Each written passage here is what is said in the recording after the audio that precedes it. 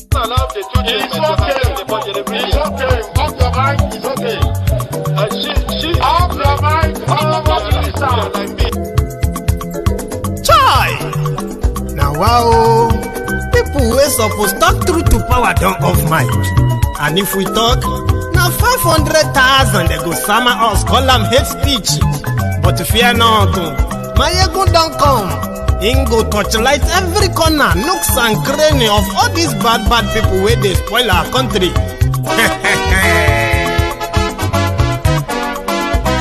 So my people make we loud, oh yo yo. My ego don't come, oh yo yo. My people make we shout, oh yo yo. My ego don't come, oh yo yo. My ego don't come, man of the masses, oh yo yo. My ego don't come, oh yo yo. My ego politico, oh yo yo. My ego don't come, oh yo yo. This one not the off in mind, oh yo yo. My ego don't come, oh yo yo. Can in the touchlight every corner, oh yo yo. My ego don't come, oh yo yo. Okay, some people be they holla say they want the power. Chai, them be promise us say we go get light and power. Them hustle sote they can't get the power. But now they know they do anything with the power. Every day, dollar just they get the higher power over naira. See them talk say make we off mind, but thank God say my ego don't come. So my people make you loud, oh yo yo.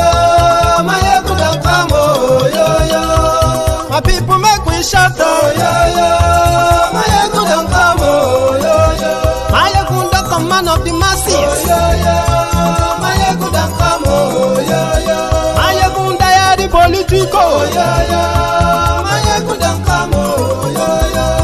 This one not they off in mind, oh yo yo. My ego don't come, oh yo yo. Person where they do evil, no one make person talk. Them say that my egun, that man too they talk. He too they talk. Say my egun diary, he they hot like pepper. But every day then they take money in bulk. Woman picking, they the street they hawk.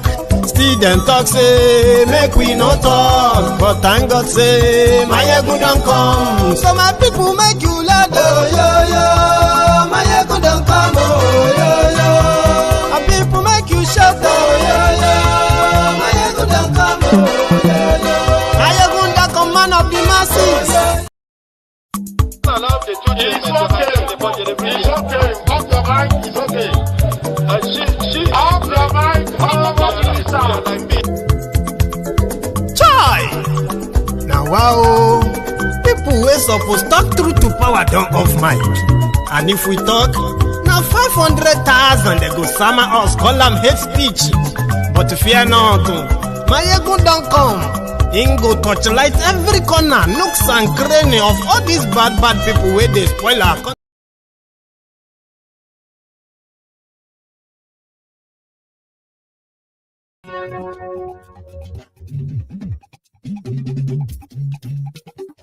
Hello there.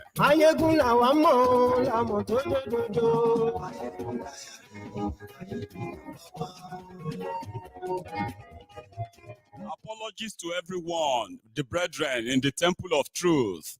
My apologies. I ran into something that is more than what I could control. But I am here now, which means I will make it up to every one of you tonight. Share this broadcast, please. I know you have possibly read the caption and the description. And if you haven't, please do read the caption of the broadcast, the description, share it. Invite your friends, invite your not so friendly friends, and tell them that my ego today. Yes, right.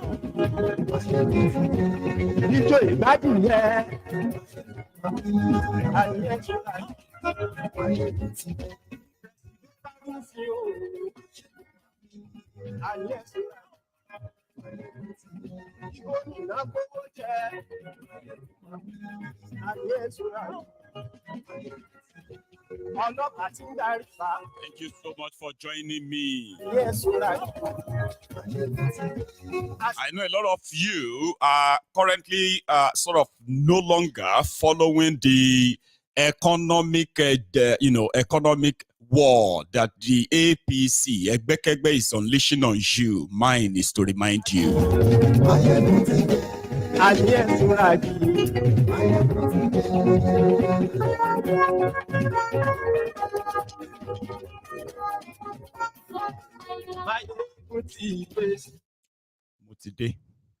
So good morning to you once again. Good afternoon to you. And good evening to you from wherever you are watching from. It is Mayegun Live. Now, let us start with the recently leaked info that Tinubu's regime has been sort of, idea they have been playing with. They are planning to increase your VAT, value added tax, it is called.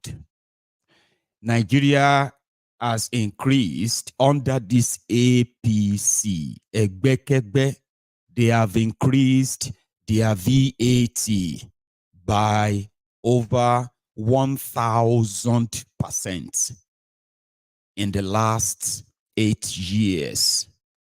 However, they are not really satisfied. Even though this might have increased to some extent, how much revenue they generate, they all went same way as others, looted. And what does it mean to say you are going to be paying 15% VAT on what you buy?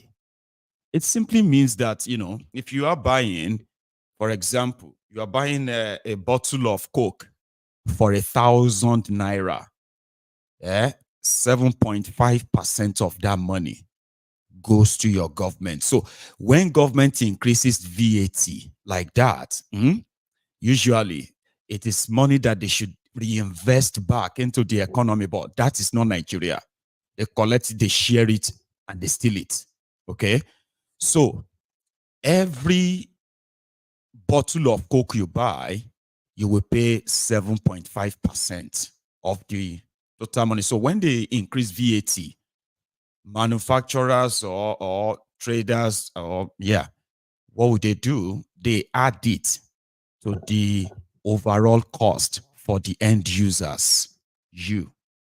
So whatever it is right now that you are paying for essential commodities, including your, what is it called? Your data, the one, the networks that a lot of you are plugged in, right? So that means everything would naturally now increase prices. Remember the battle you are still facing. So the same Tinubu's government has also made sure that they increased the import duty, the tariff that they collect from those who are bringing things in to sell or to you in Nigeria. And these businessmen don't really have anything to lose per se. Well, maybe they will lose patronage to some extent, but they will always pass the cost down to you, the end users. So when politicians come to you and say they are doing everything will soon be fine. But when you look deeper into what they are really doing, you will realize that what they are doing is to hurt you more. Okay? I will come back to that. Ladies and gentlemen, one of the tragedies that has befallen Nigeria and Nigerians is, the Stockholm syndrome, where the oppressed not only forget the oppression, they acclimatized, they get used to it to the point that they begin to fall in love with their oppressors. In this regard, their dignity, humanity, and all of that will be stripped of them. And they will never have the courage to ask for it again. So Stockholm syndrome, which has given birth to coping mechanism. Nigerians will tell you that, like a daft frog in a pot of water on a burning flame stove. As the water turns from cold to lukewarm, to warm, to hot, to roasting hot, and to cooking hot, the frog will continue to adapt. You know, if this side of the body is inside the water and it's becoming too warm there, you turn the other side. And as they say, even in the animal kingdom, the animals will never allow the weakest among them to lead them. Never. Right? And that's why some will say, if you chase a goat to the corner, there is nowhere for the goat to run to anymore. The goat will turn back. This time around, if you are standing on its way, it will likely have to break through you to escape. That's not for Nigerians. When you corner them, when you expect them to react like normally, when you corner them to the wall, we believe that our coping mechanism will give us the sense to break into that wall and hide. If the shege followed us into the wall, we enter more hole and wall and wall. And possibly there are other people entering walls and walls. In the process, they will then be the shield. There will be the immediate victims. So Nigerians that don't enter the wall, they will be thanking God that even though their situation is worse, but they are still alive. There are those who are already dead. There are those whose situation is worse. Coping mechanism. It's ours. And it is hereditary too. Because the generation before us, the one before them, and the one before those ones too, they did everything within their capacity too to contribute to this generational mess that we are in. And in every generation, the entire rotten system always have their own supporters. I'm talking about the supposed humans, Nigerians, that have been stripped of their dignity, of their humanity, of their respect, self-esteem. And these are the Nigerians that are making it difficult for every generation to break loose from every criminal government of such generation, because that is hereditary coping mechanism. Now let's go to something where the criminals in charge of Nigeria, they have the history of never taking responsibility. And it is pretty much like, as we said many times here, right, that they are the reflection of the people that they lead, majority of them. When people don't know how to take responsibility and they found themselves in position of leadership, they will still never take responsibility. And in a country where taking responsibility is like a drinking poison to so many, so they would rather blame somebody else or even blame the devil. Do you understand? Because taking responsibility to some is like drinking poison. No, I can't take responsibility. And these are the characters that will also find themselves in position of authority across the rotten system, Nigeria system. So then when they are caught doing what is so wrong, instead of taking responsibility, they will point fingers. Now here is the situation that is developing. And we are talking about the Okuama people of Ugeli local government area of Delta State, which Tinubu, like many other announcements and presidential orders that Tinubu has given in the past, they've all come back to haunt him and haunt millions of people in Nigeria. Many have lost their lives because of pronouncements of Tinubu alone. When Tinubu said subsidy was gone, They may not give you the data of those who have lost their lives to hunger, to crime, who have lost their lives because they could not afford the medical costs. And all of these are not really documented, but they have happened. Okay? When Tinubu said that you should give the terrorists in Nigeria your land, the fact that it's continuing from where Bokohari stopped, that simply means that the Fulani terrorist in Nigeria still enjoys immunity. More people have been killed, more have been kidnapped. Pronouncements. When Tinubu said there is no longer subsidy for education, therefore, if you need to go to school, you can go and get the student loan. The student loan that they had no real plan to give to you, immediately your school or your education tuition and costs, everything what skyrocketed. The economy itself is kind of choking, dying. Pronouncement. And when they came out and they repeatedly told the world that Nigeria is floating a currency, Naira, and then they will allow it to reach its own rates and blah, blah, blah, blah. An accountant for Mobile, an accountant for Deloitte, person will no be accountant, person will no go school, but is presented as an accountant from all these reputable organizations that do not even know him.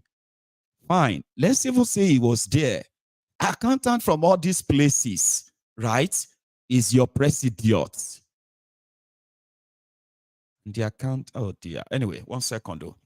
Let me say hi to E82. Thank you very much, by the way, because I could miss that as we go deeper. Live and direct, the general of truth. All hail Biafra and Oduduwa. Get my daily dose of enlightenment. War in Bayelsa. The start of something bigger. Well, there's been so many things pointing to something bigger. And on this diary, I keep the memory alive, don't I? Here is Celia. Thank you, Celia. This can ignite the official war that has been silently going on. Thanks, Brother Mayegun, for all you do for humanity. Posterity will be nice to all of us. Thank you so much for your own generosity too. Garba Life. Celia, dear sister. Pronouncement without thinking it through. And the consequences are alarming, at least to any reasonable person that is not living in that la-la land. Tinubu he said he gave the Nigerian military the full authority to do whatever it's going to take to fish out the people that killed soldiers.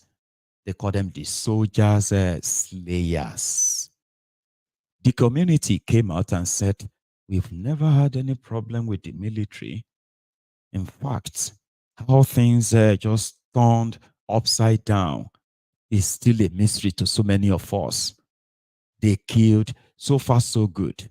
The community they accused of killing the soldiers, what they have not really told you is that the same community, Okuama, they have lost over 100 people killed by the Nigerian soldiers. I have evidence.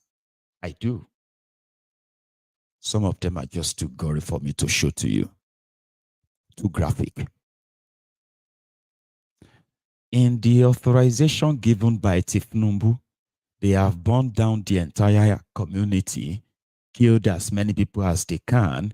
Now, they have also invaded a community in Bayelsa. And according to them, the militants that they believed carried out the attack on the soldiers has been traced to Bayelsa. Hang on. We need to begin to put the pieces together. I have the full clip of the victims of these two places.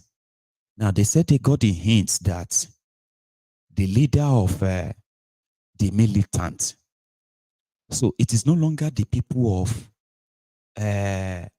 Okuama that killed the soldier anymore. I'm coming back to putting all of the pieces and lies that did not even last for 24 hours. They have given different stories. But do you know something they have not told you? Is that as they were making up all these stories, they are murdering, they are slaughtering, they are butchering Nigerians in these mentioned communities. When they got to this community in Bayelsa, ladies and gentlemen, they killed 11 people because they are looking for the leader of the militant. They attacked people here. For the ones I can show you, okay? Take a look at this. Yeah. Now, this is Bayelsa, okay? So the story is that they were looking for the leader of the militant or militant group, okay, that killed the soldiers, and they went to this community in Bayelsa, okay, and from what they have told us, Angono, yes. So from what they have told us, they managed to burn 3 properties in this community. And while they were going there, nobody attacked them or anything. No. It was just like you are there in your community or in your city or town, okay? You have no idea what's going on. Maybe you are even following the news of the killing of soldiers in Delta State. And hundreds and hundreds, if not thousands, of kilometers away, elsewhere, where people are just having their normal life and all that. But they shot and killed people on the streets. Lifeless bodies of people lying on the street where you see the picture I show you there. That's the most I can show you. I can't really show you other graphic pictures. They are like gory. Women, children. For those who escaped and ran into the forest, take a look at them. These are those who managed to escape. They have no idea why soldiers were shooting at them. They had no clue. But for those who could easily run into the forest,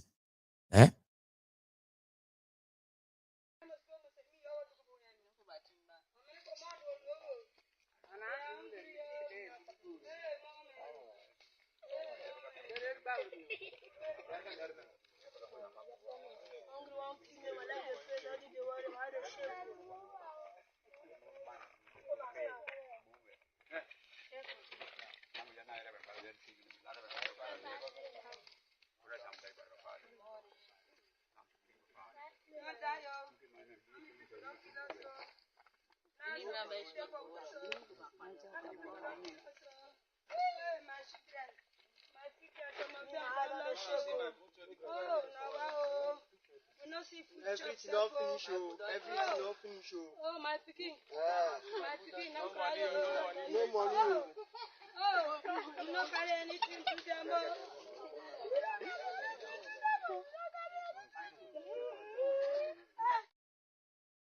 women and children. Latu Haruna, thank you for your super chat as well. So let's move on. Yes, those are women. And the people who came to kill them, they have no clue until they were told that, oh, it is because of the soldiers killed in Okuama. So the militant leader linked to it is in Bayelsa. They know where he lives, Abi. Their intelligence and where their intelligence said he stays. But it is Nigeria. Soldiers moved into a community in the state of a former president, and they slaughtered 11 people, including women and children, on the streets. And they left all the bodies on the streets. Yes, they did. Now let's go back to Okuama.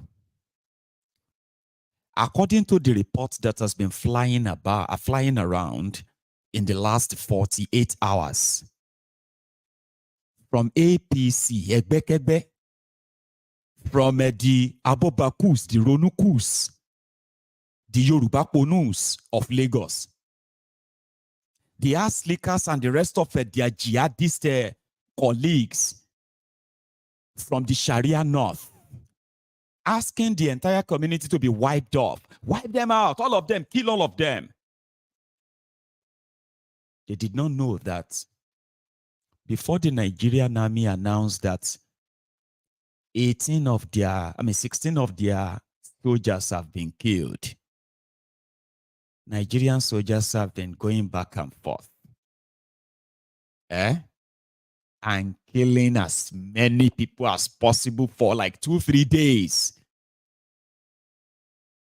To the point that the people they are claiming killed their soldiers, Baba, they have gotten to a stage where majority of them are now living in the forest. They didn't tell you. I know they didn't show you or tell you this. Take a look at Nigerian soldiers looking from far what they have done in Okuama, making a video of it.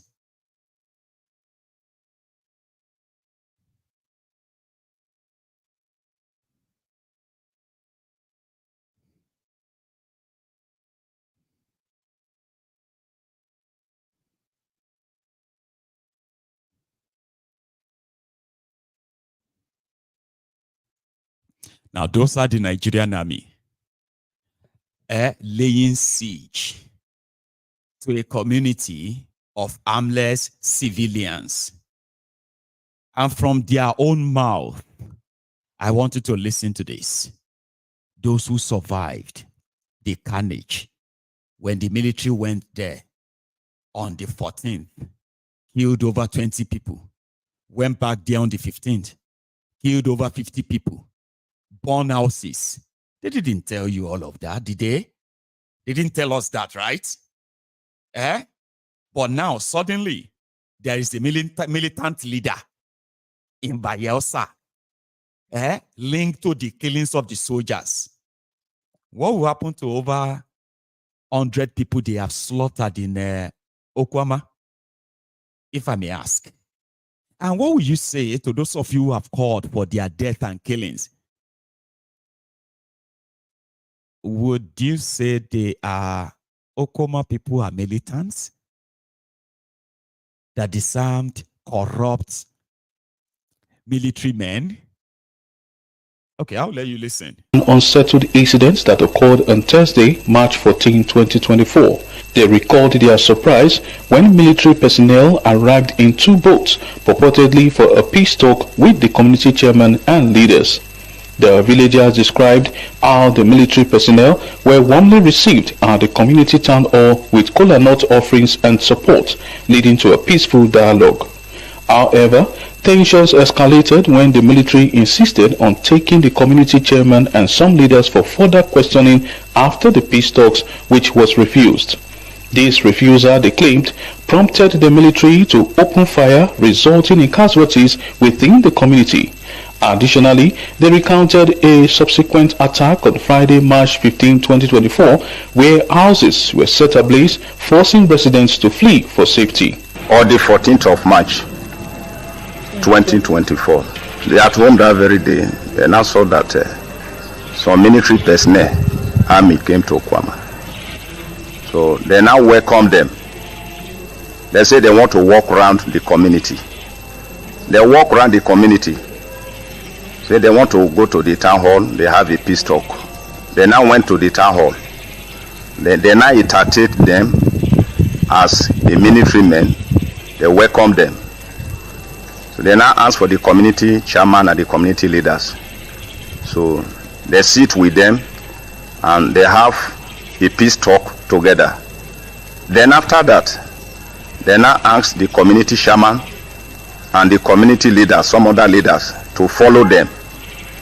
So they say, we have already have the peace talk with you people, so you have to go. They say they must take the leaders away. So they said no.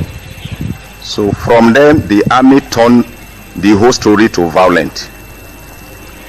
Right there in the community town hall, there the army started shooting our people there. Then from there, people started running. Some were killed instantly. Then everybody ran away because nobody expects a shooting of an army in the community that very day. Then the army now went. Within a while, the army now come back again with more reinforcement, gunboat and all that is. And instantly, about 20 persons was killed. Then when they come back again, they begin to shoot. They killed nothing less than 50 persons. Then the following day, they now mobilize again. Some of the army, they are coming from Bamandi and some of them are coming from Okwabe. They come together and burn the whole community down. That was on the 15th of March. So the whole community was raised down. That very day, we don't expect that we just see some 2 gunboats come with army. So we can't surprise, say we don't get problem with army. Now we ask them, what happen? Say they come for peace talk. So then we welcome them. It's attended that very day. After the entertainment, when they won't go, they come say they won't take our chairman and the leaders along. We say, for peace talk, when I come, I won't carry our leaders. They come out. We know go along and carry the come out. So the army they just change all of a sudden. Not be like people we entertain just now. Then they begin open fire. That process of firing. Our youth, old women, children die that spot. More than 20 of them die instantly. Later they come out. When we say they will come back again. Begin the open fire. Then on the 15th of March 2024, they come back again, burn the whole community.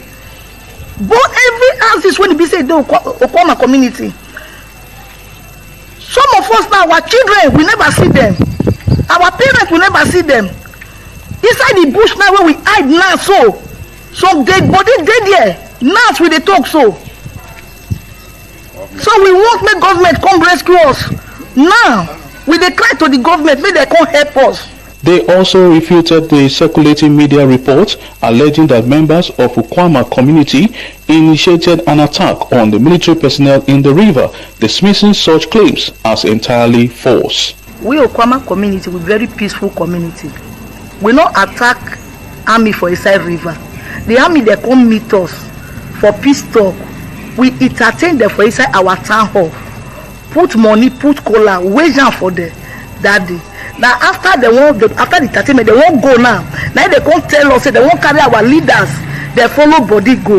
Now we say no, it's not go possible like that. Now come for peace talk. When I can't carry our leaders, follow body, go again. We don't want them in that way. So the army now they can't get angry once. Begin the shoot. Presently now, none of us did the community again. We not attack the military men in the river. Because when they came, we are in the town hall. We entertained them, drink and money. We wish cola for them. So they were very happy when they see the entertainment.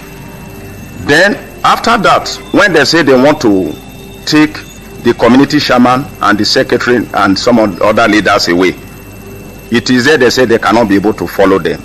When their machines might suddenly and open fire right there in the community town hall, kill many of the youth, the women, and some other children. They urged the federal government, state government, and military authorities to conduct a thorough investigation to uncover the truth behind the incidents.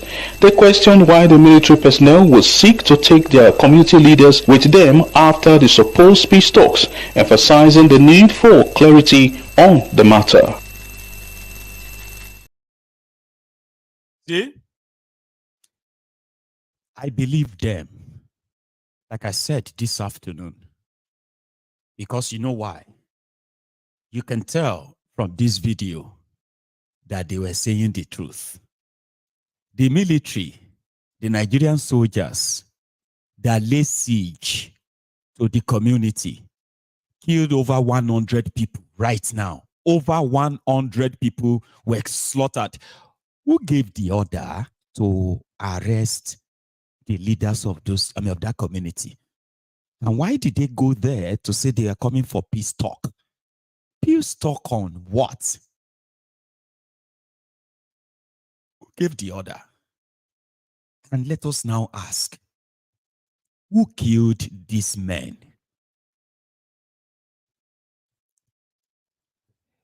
Would you believe that the people of Okuama overpowered the military that brought in 2 gunboats? They didn't just bring boats, gunboats, something like this.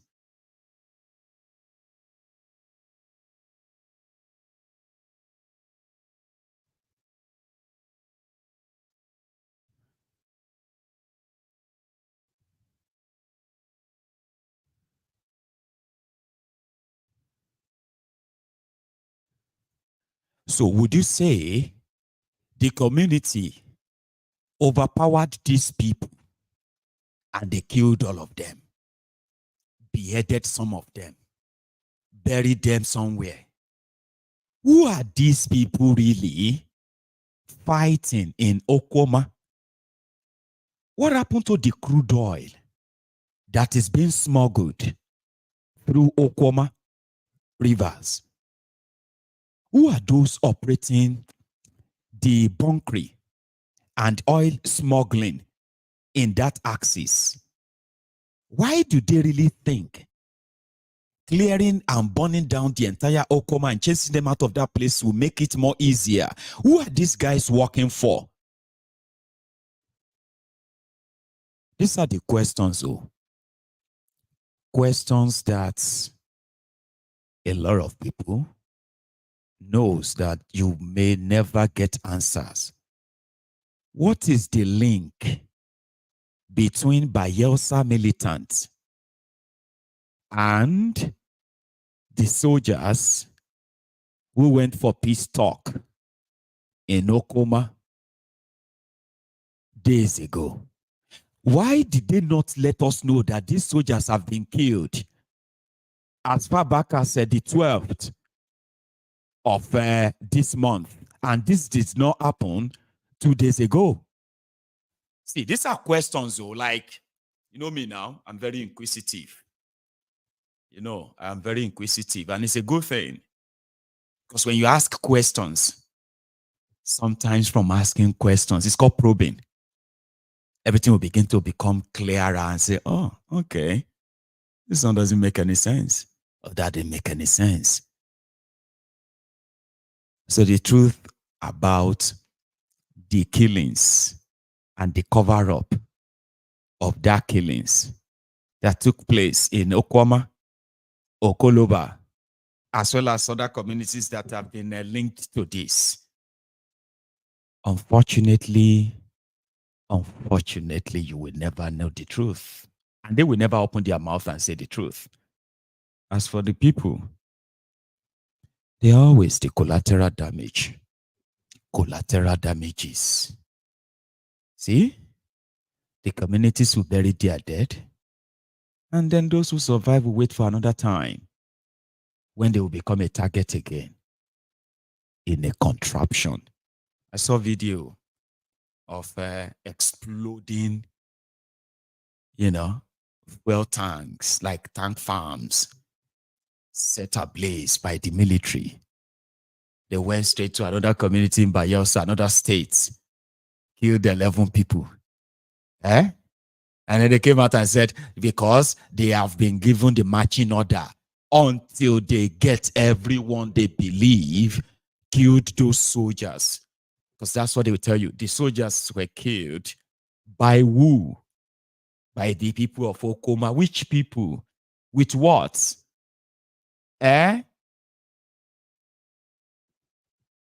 Well, somebody said this is going to be a start of something, but I don't know. I've seen worse. Okay? Don't see it as a start of anything. It's just going to be part of the cumulative reasons why the implosion of Nigeria will start from within. So we have seen shootings everywhere today alone. Even in Asaba, the capital of Delta State. We saw the policemen too, shooting directly at who they call the protesters. Another story. Anyway, let's go to Niger. The Nigerians have not only cut ties with France, cut ties with ECOWAS, Nigeria, stopped Nigerians from crossing their border. Don't go to Niger. So don't go to Niger because their border is short. So that means you probably will have to smuggle yourself in if you dare. They do not want them. So now they have told the Americans, we give you so days, please. You would have to leave. We do not want you or your drone base in our country anymore. And that seems to be like a big one, isn't it? Here is that brief 2 days ago. Communiqué. Le gouvernement de la République du Niger porte à la connaissance de l'opinion nationale et internationale que les 12, 13 et 14 mars 2024, ses représentants, sous l'autorité de son Excellence M. Ali Mohamed Lamine Zen, Premier ministre, ont eu une série de rencontres de travail avec une délégation américaine composée de la sous-secrétaire d'État adjointe aux affaires africaines, chef de mission, Madame Molifi, du docteur Céleste Wallander, sous-secrétaire à la défense pour les affaires de sécurité internationale, du général Michael Langley, commandant en chef de l'Africom, et de Madame Kathleen Fisborn, ambassadeur des États-Unis d'Amérique au Niger. Sous la forme, l'arrivée de la délégation américaine n'a pas respecté les usages diplomatiques. En effet, c'est de façon unilatérale, par note verbale, que le gouvernement américain a informé le gouvernement nigérien de la date d'arrivée et de la composition de sa délégation, ainsi que les autorités nigériennes à rencontrer, sans précision aucune quant à l'objet de sa visite. C'est donc par courtoisie et suivant nos traditions millénaires d'accueil et d'hospitalité que le gouvernement a reçu la délégation américaine. Sur le fond, les échanges entre les deux délégations ont porté essentiellement sur la transition militaire en cours au Niger, la coopération entre les deux pays, en particulier la coopération militaire et la lutte contre le terrorisme, les orientations et perspectives politiques du Niger dans leur aspect relatif au choix des partenaires sur le plan diplomatique, militaire et stratégique, étant entendu que dans l'approche américaine, toutes ces trois questions sont profondément liées. Sur la transition en cours et le retour dans le meilleur délai à un ordre constitutionnel et démocratique, le gouvernement du Niger a réaffirmé sa ferme volonté d'organiser, dans les meilleurs délais, le retour à une vie constitutionnelle normale. Il s'agit d'un engagement solennel, en toute responsabilité, du président du Conseil national pour la sauvegarde de la patrie, chef de l'État, tel qu'exprimé dans son adresse à la nation du 19 août 2023. Sur le choix des partenaires diplomatiques, stratégiques et militaires, le gouvernement du Niger regrette la volonté de la délégation américaine de dénier au peuple nigérien souverain le droit de choisir ses partenaires et les types de partenariats à même de l'aider à lutter véritablement contre le terrorisme, alors même que les États-Unis d'Amérique ont décidé unilatéralement de suspendre toute coopération entre nos deux pays. Aussi, le gouvernement du Niger dénonce-t-il avec force l'attitude condescendante assortie de la menace de représailles de la part de la chef de la délégation américaine vis-à-vis du gouvernement et du peuple nigérien. Cette attitude est de nature à saper la qualité de nos relations séculaires et miner la confiance entre nos deux gouvernements déjà entamés par les événements du 19 octobre 2023. S'agissant des cas précis de la Fédération de Russie et de la République islamique de l'Iran, deux pays avec lesquels le Niger entretient des relations diplomatiques depuis plusieurs décennies et qui focalisent particulièrement l'intérêt des États-Unis d'Amérique. Le gouvernement tient à porter à la connaissance du peuple nigérien et de tous les peuples de la communauté internationale qu'il n'a jamais signé d'accord secret avec ses pays partenaires.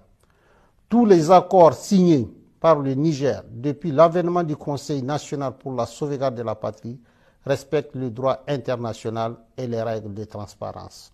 C'est pourquoi le gouvernement du Niger rejette les allégations mensongères de la chef de la délégation américaine consistant à soutenir qu'il aurait signé un accord secret sur l'uranium avec la République islamique d'Iran.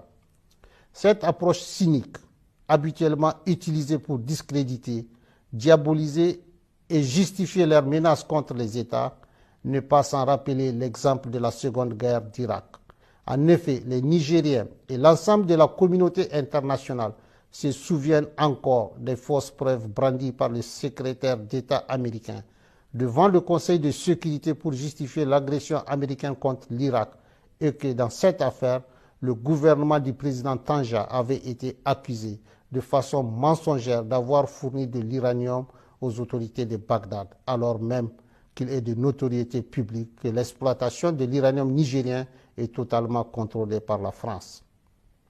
Quant à la Fédération de Russie, il s'agit d'un partenaire avec lequel le Niger traite d'État à État, conformément aux accords de coopération militaire signés avec les gouvernements antérieurs pour acquérir le matériel militaire nécessaire à sa lutte contre le terrorisme qui a fait des milliers d'innocents victimes nigériens sous l'œil indifférent d'une bonne partie de la communauté internationale.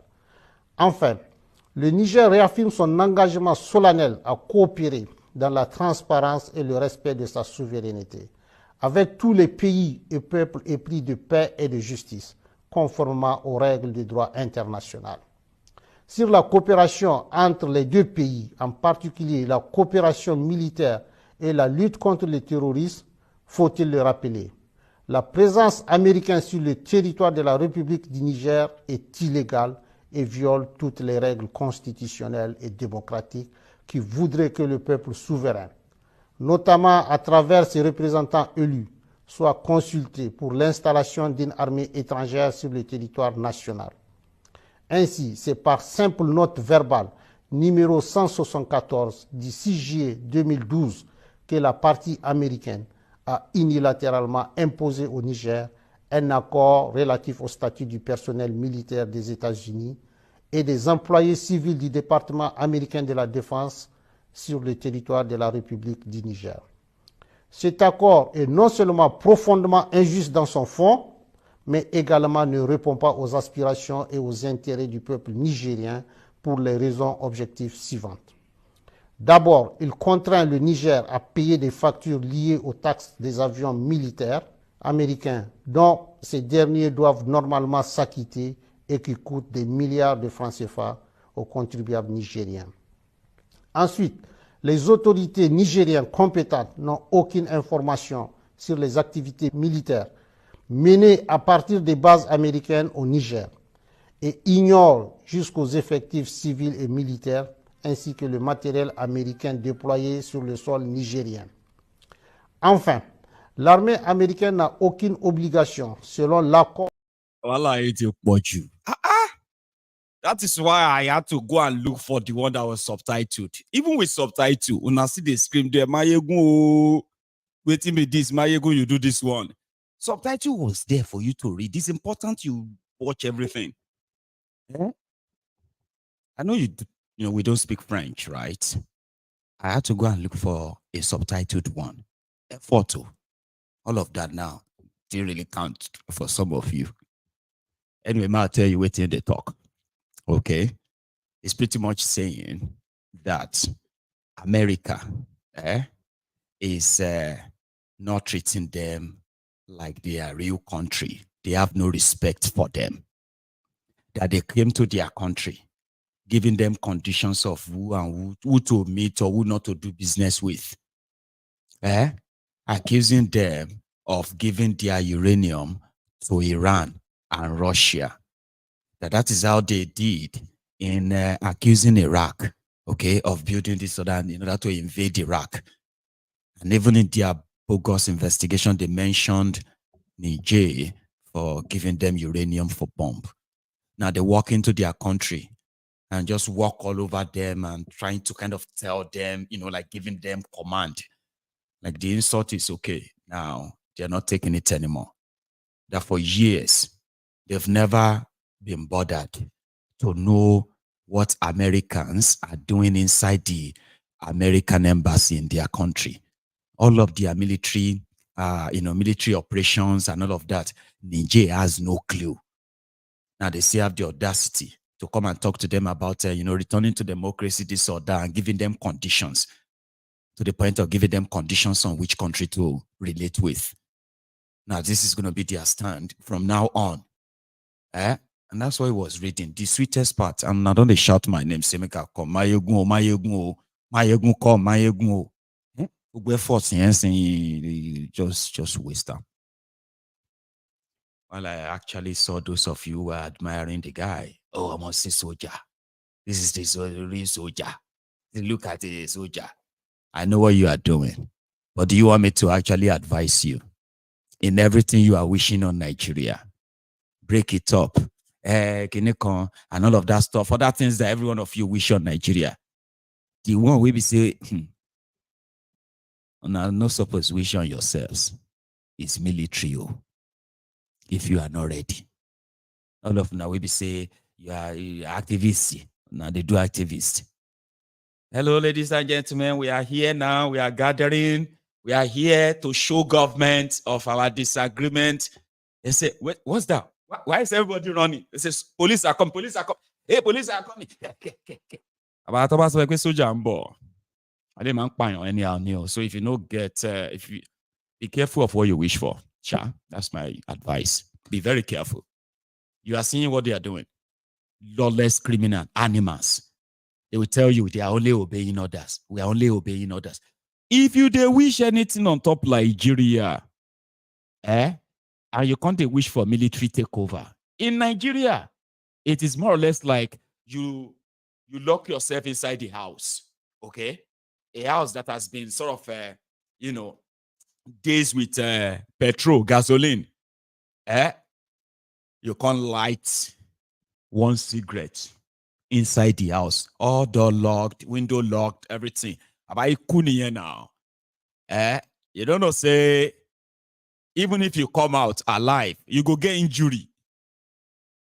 Military. If you are not ready, do not ask for it. And I do not wish it on you. Nobody say if you come true, I not go get used to them. I still go find ways to get used to it. But don't just remember that I said it. If you hear gang, or more, instead of going on the street to celebrate, carry cutlass, carry anything where you feel carry, the metal drum in your compound. Ask the weather on your street to cut it into pieces. May everybody take and do bulletproof. Put one inside one of your chest. Sew the thing around it. Put one on your back. Because if you go out there, Baba, I have seen them more than. Remember, Nigerian soldiers, they are not trained to defend the territorial external aggression or territorial integrity of Nigeria. They were not trained. They were trained to kill you. In case some of you don't even know. When soldiers come to your community, and they walk about, and all of you are happy. Thank you, soldier, for coming. Thank you. Yeah, all of that. So you have no idea that they feel like they are doing you a great favor. Because to them, they could just have killed you. Please don't wish it on yourselves. Please. If there's anything at all, instead of military to take over Nigeria, may Nigeria break up. Some of you, what to go? No go from there. You maloma l'appel au pot, les tueurs, and all of that. Need to go new. They ask you, say you are from Nigeria. I said no, Nigeria, like Togo and all of that. I'm even going to need to do something about my French anyway. I'm so horrible. It wasn't even funny. But that is what could happen. Their terror is not different from that of the terrorists that you have witnessed or you have been hearing about. When their soldier comes around, they leave sorrows, tears, and blood. Their regular trademark. Their their regular trademark. They leave sorrow, tears, and blood. Their regular trademark. Sorrow, tears, and blood. Their regular trademarks. There is nothing called human rights. Even though this charm, fake democracy itself, is bloody. Well, you will get to understand the difference between a file and Fali. Fali is a girl. File is a file. Trust me, there are difference, far real difference, right? So instead of wishing for the military to take over Nigeria, join us. Join us. We are the good people, the good ones that knows that except you chart a new path, now only mad people, they do same thing again and again, can't they expect different results? Are you mad? No, I know. Of course, I know you are not mad. You can't be mad and be watching Mayego. Even if you are mad before watching Mayego, you are likely going to get a cure. Ask others. I've cured people here of the Buhari titis new, or the new one, the bad idiot, the bad start. But it is called. We're working on that anyway. Well, there are Buhari idiots here. They will tell you, I'm a Buhari Dean, Mayego. Thank you for your great work. Thank you for helping me. I said, you're welcome. You're welcome. Melo. Ofenigbala. The only thing you owe is to sit down and receive it. Are you with me? So we've seen that. So don't ever, instead of you wishing for military, another fellow Nigerian, please join us. You are more useful alive than the zombieism that you have been forced into in Nigeria.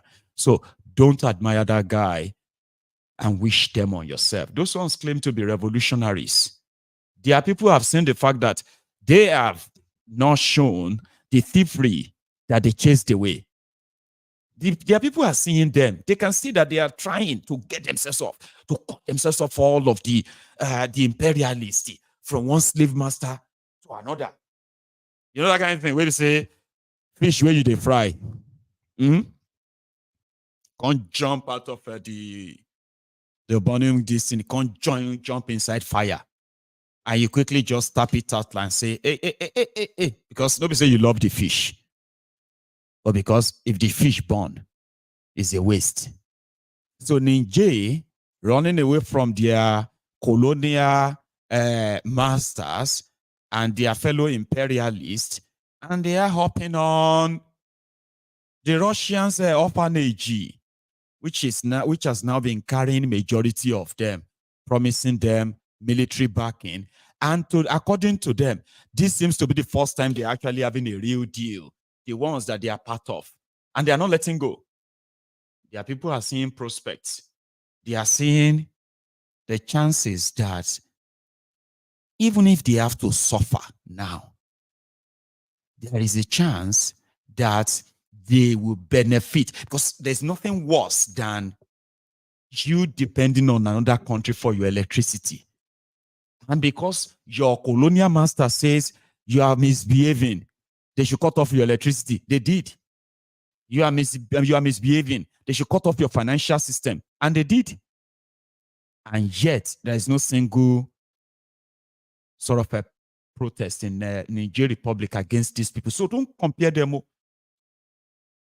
The way is that you have a Nigerian military, majority of them are politicians in the waiting, in case if you don't know. That's why I'm saying don't wish it on yourselves. But I wish you what you wish yourself, because sometimes, man, we worry too much.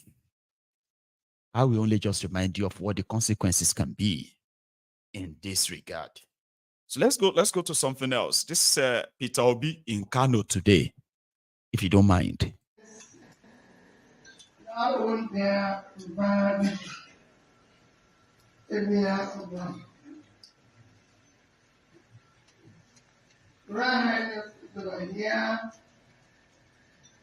Let me, for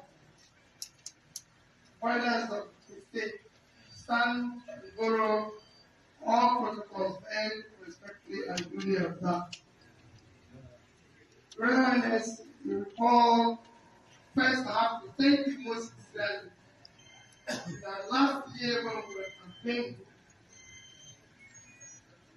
we came here, you did not just receive us, but you did give us even advice, guidance, on how to go about it. I will still come back to say thank you because I said, wherever I pass, as you know, the problem with us who are politicians is that we never go back to say thank you.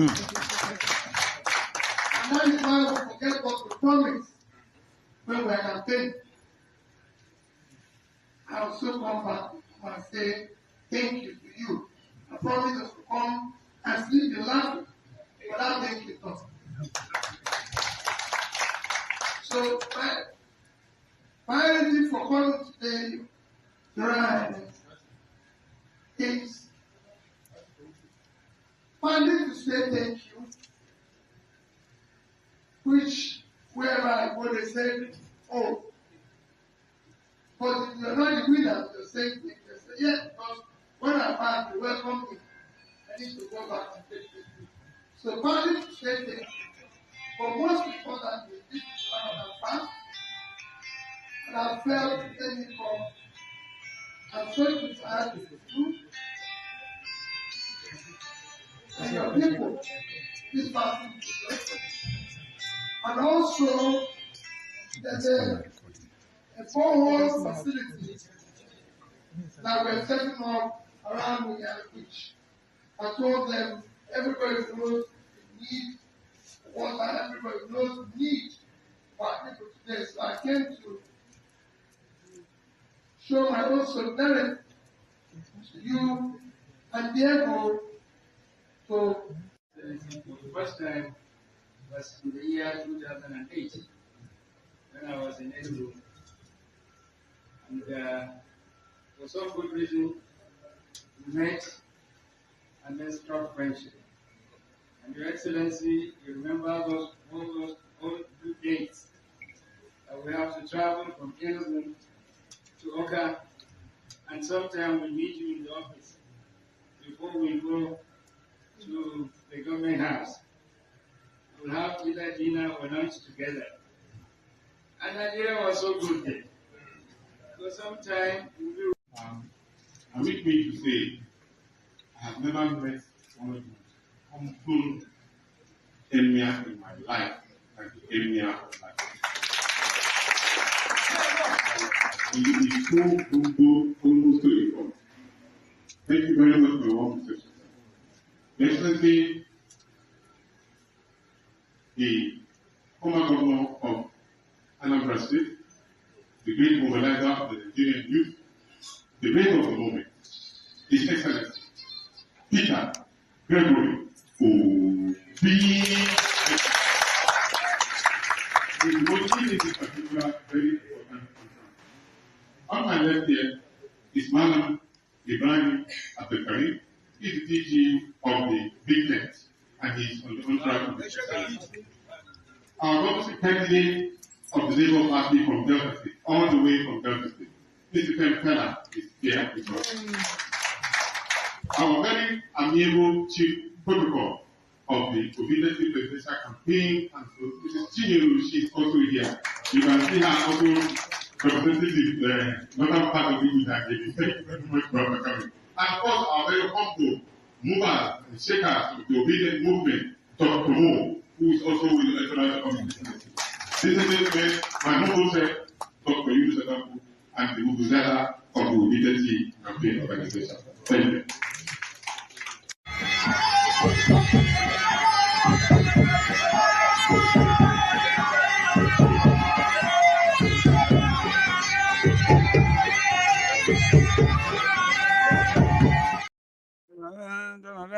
So that was over there, and the reason why I'm showing that, showing you that, is that Ramadan is out there right now, and this is your first Ramadan and first Lent. Lent. It's called Lent. So that Christian fasting. You know that the Christians have been fasting for weeks now. Yeah, Lent, and it's ending next week, is it? I think it's next week. Well, Ramadan started last week. And some people are like, how is it going? Your first Lent and Ramadan under Tinubu. How? Like, going well. Okay then. Fair enough. Emiya Shika. That's how we greet people fast in Yoruba. They say, okay, you know, Emiya Shika are well. Already, I saw somewhere where they were thanking Tinubu for giving them Ramadan rice. Ramadan rice for free. But do you get Ramadan rice in the south as well? Because I've seen them in the north. You know, they said that Tinubu must do something or else what will happen for not to. Ramadan that is coming now, they must give them food. In fact, one of their governors, I think this one is the Sokoto governor, to show their commitment to the poor people. Sokoto State alone said they are spending 7 billion, I think 7.5 billion to feed people during this Ramadan. See their governor now.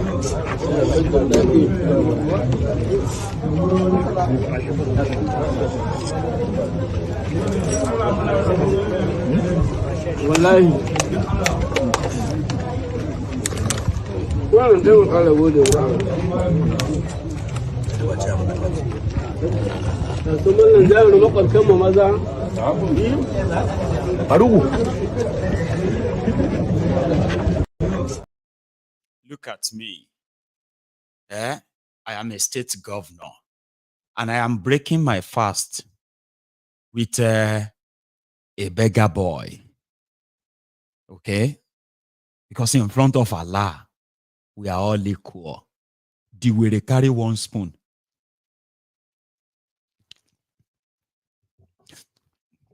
Pure water. Pure water.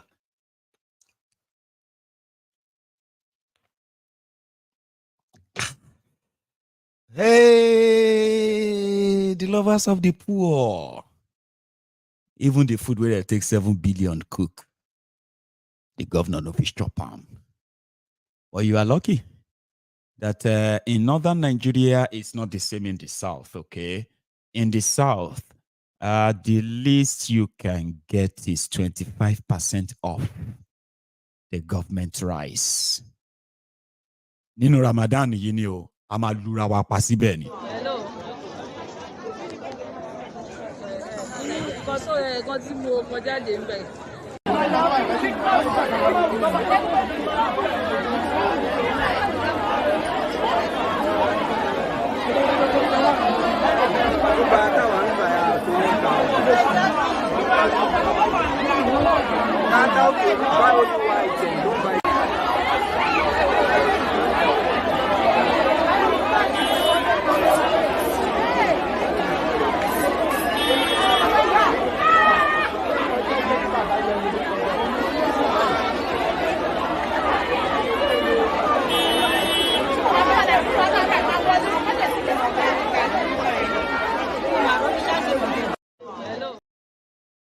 Now 25% reduction. But we did not receive any incidents, okay? Like nobody fainted, nobody died. Only this auntie who is so unhappy. What kind of a thing is this? How are you saying you are helping us when you are actually robbing us? What kind of a thing is this? And all of that.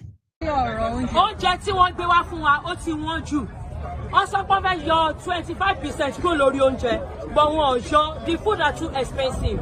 Ní ìta, amara foreign derica of rice ní 1.5. At the end of the day, 1,002 something níbí. Amara derica ẹ̀wà kan níta ní 1,000 naira, which is only beans. Kò kí ṣe drum kan gbé wá fún wa yìí. Ẹ wá ta 5 kg ẹ̀wà fún wa ní 5,000, ní 6,000 plus. That is very much of it. He called himself a government. Let the government reduce the price of food for us. We are much suffering. We vote for him to be there. This is much of him. Let him reduce everything. We cannot face it. They said they came here with enough of food for us to require.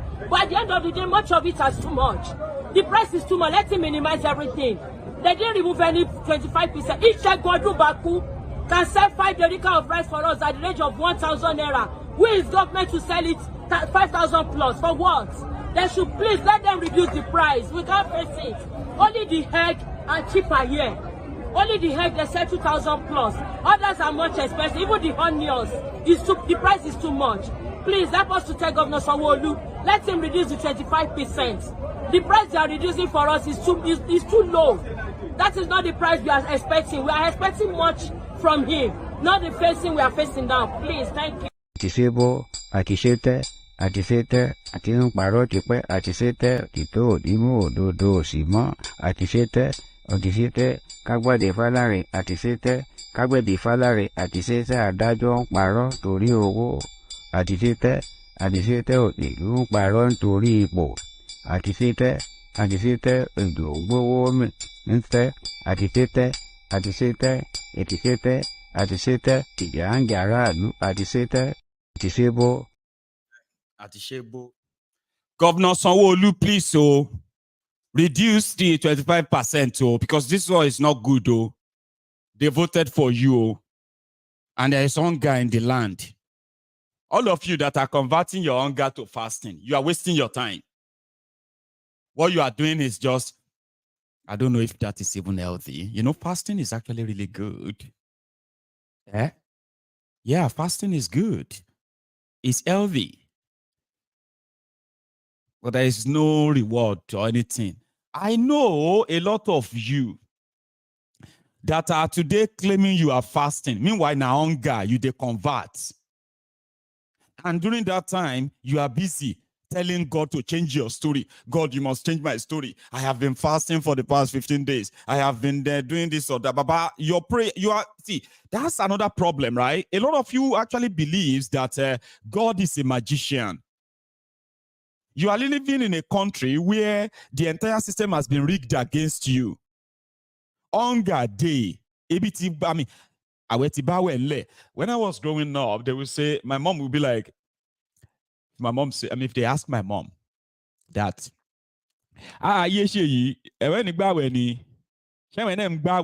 because my mom was a Suwe, right? As a Muslim, right? Suwe Bat. So somebody would just throw it at her and say, are you not going to be fasting? And she would be like, he's like me, it's tiny, like that. All right? Now she would be like, fasting don't meet fasting already. You know, where in most cases we have to skip meal so that we can have probably a better one in the evening. Kind of. It was really tough. They call it humble beginning, but poverty, Yahweh they gone. You know, and poverty taught me how to use the red, palm oil to take and eat bread. Have you tried it? Oh, no, you haven't. Or maybe it's not poverty because I could afford bread. Now, all the other things that follow bread, I couldn't possibly afford in most times. So I just use oil. If you can't fry the oil, fry the oil, right? As the oil is bubbling, like, open your bread in the middle. Come pour the oil, that hot oil, pour them inside that bread. Press them together. Hey, long. Anyway, they say na humble beginning. Baba na bobo. Because you got to humble poverty. Because poverty itself go humble you. Now in both country make and look sound sexy. They make poverty sound sexy. So he had an humble beginning. Here you get. So there are some of you where we say you are having humbled life right now. I don't want to say poverty like that. Here you get. You now can't convert hunger way down the wire you. Can't they convert them to Ramadan? You can't ask God to listen to you and call on Wala Urui. God, look at this midnight. And you have to, because I have already starved. I am hungry for you, God. So if nothing can happen, you can't say at your mobility God. We don't even know waiting. Here you get, because you are doing it wrong. You are doing it wrong. All right. So if you want to fast. If you are hungry, that's the one I don't know if it is healthy, okay? But for those who are really fasting, ask them. They feel more healthier, honestly. Like you can break your fast maybe 3 in the afternoon or 8 in the evening. You can hold on for long. You eat just once in a day. For the Christians, right?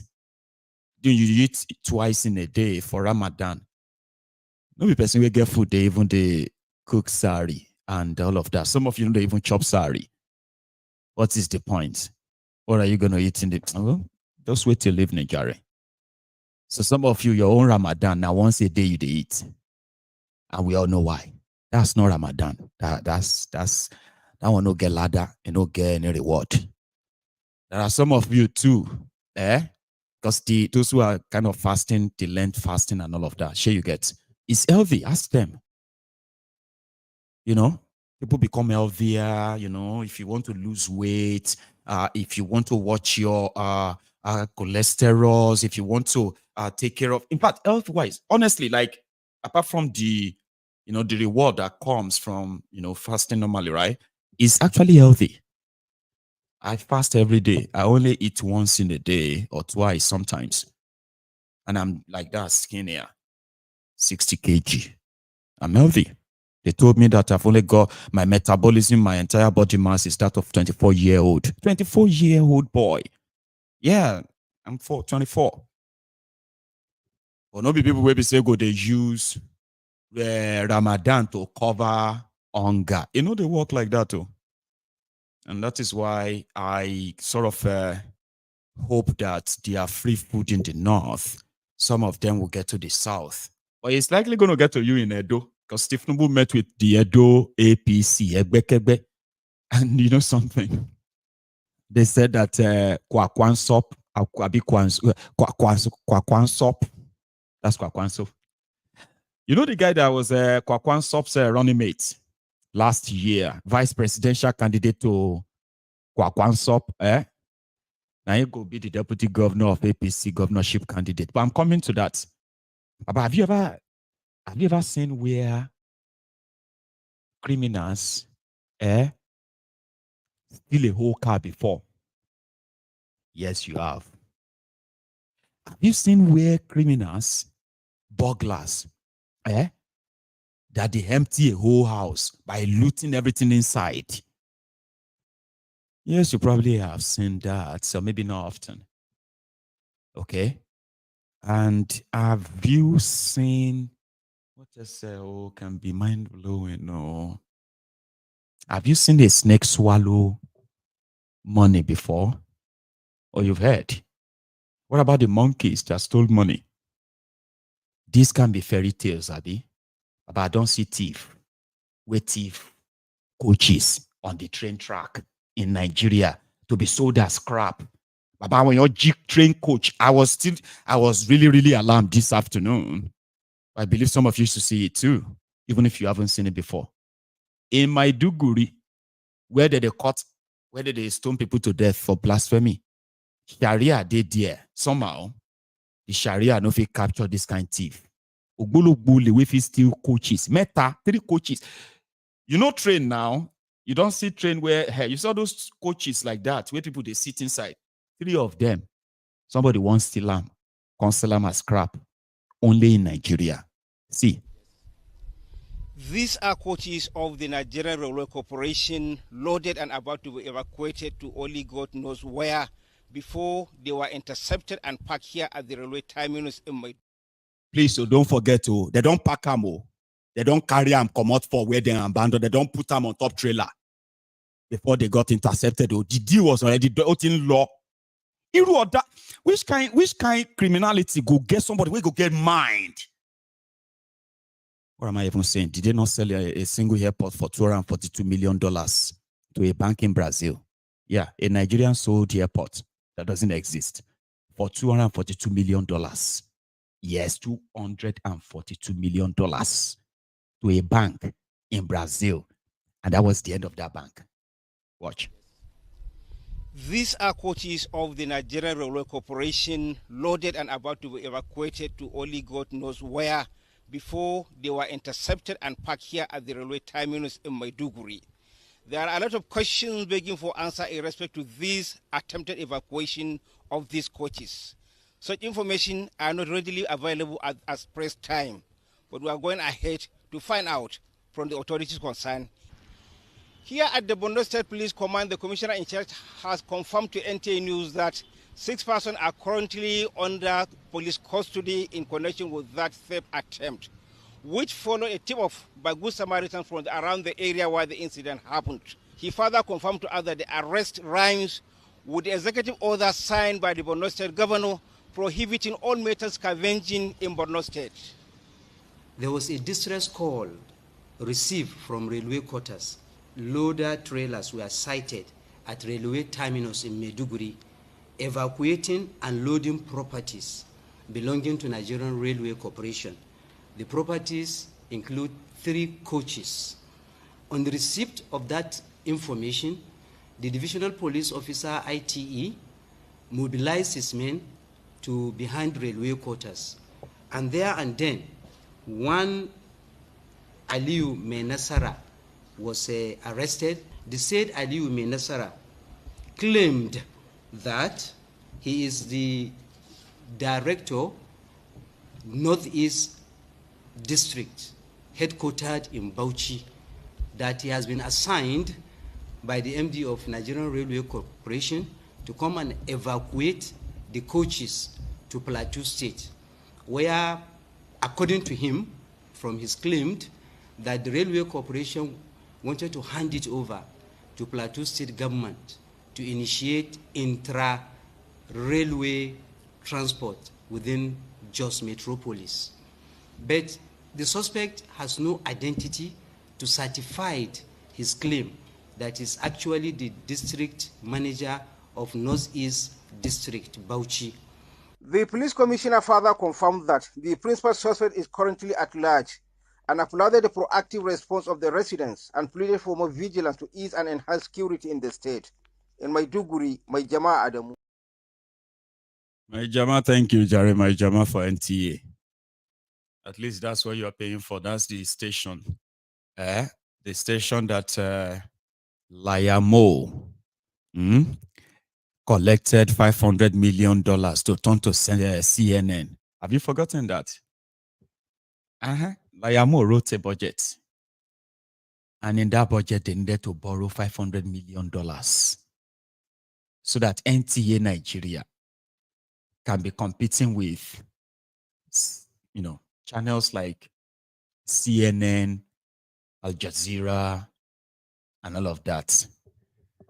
Unfortunately, it is still pretty much like, what do you call it? Bini Galaxy. When I don't see that Galaxy, Bini, it's better than NTA. However, we'll move on. So, people in Benin, Edo, they said that they have sealed your case, and Edo is not Lagos. Edo is not Lagos. You might actually have something to deal with. As Tinubu welcomed the delegation of Edo APC inside the Asshole Rock today, and he handed them, he handed this guy the flag, and then I heard, here, maybe not, because na pastor, I just seen now that na pastor be Kwakwansop's running mate that time, that one where they perform magic on screen, right? Don't worry, Miss Yerox, I will play you Atishete very soon. But I hope a lot of people won't be annoyed, okay? I want you to watch this. This is Tinubu with the people of Edo. And Edo people, gather here. This is Tinubu's message for you. Members of National Working Committee, the leadership of Edo State, let me give special recognition to Adam Oshiomole and many of you leaders here present. Good afternoon. May God Almighty grant our prayers. Amen. and give our party the victory. So many of familiar faces and leadership are here. And I'm glad that you are here. You understand the importance of Edo State to Nigeria and particularly to APC. We started a good journey together. With Adam in the shadow. Since then, it's been a roller coaster. After Adam, I will reserve my comment to the campaign period. I am very glad of what you've done as party leaders, putting our house in order. To our candidate, thank you. To the running mate, thank you. You are not the first set of people in history to have done this. But you are sitting with a man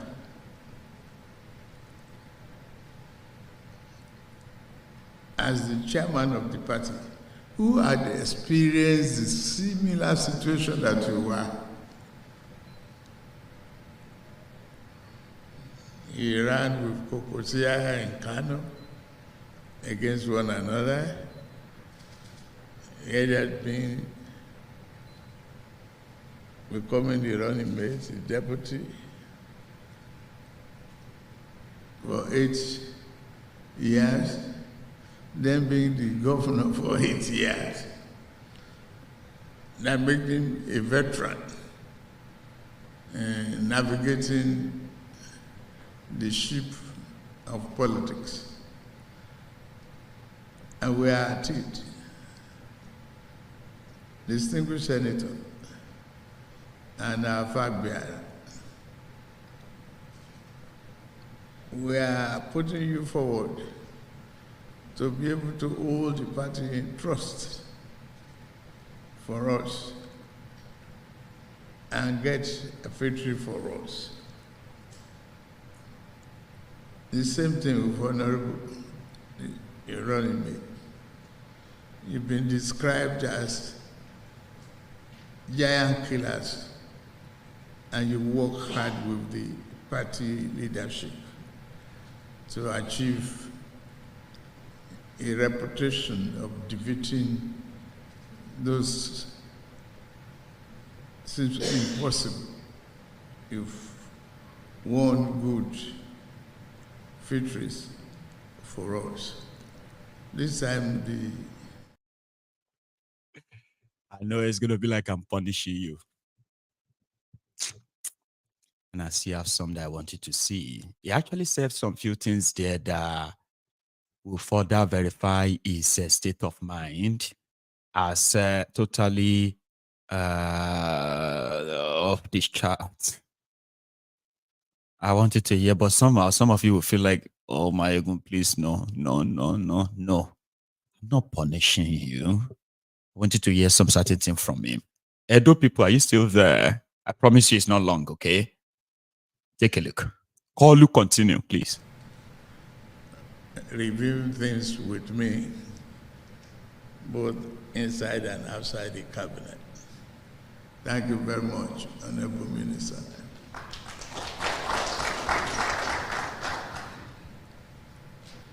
May I ask you,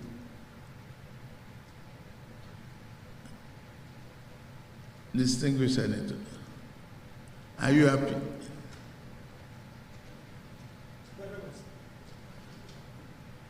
Honorable, are you happy?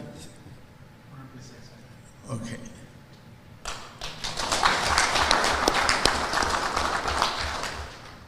That is one very important question to me. If you are happy, we are happy. Are you determined? Are you? If you are, we are determined. We are going to work with you. We are going to stay with you like Rock of Gibraltar.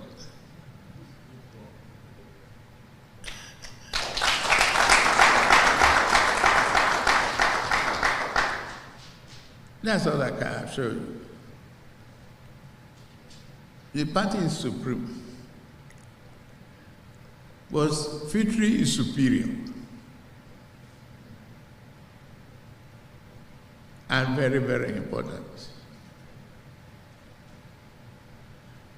The leadership from Edo who are here, they've seen politics, particularly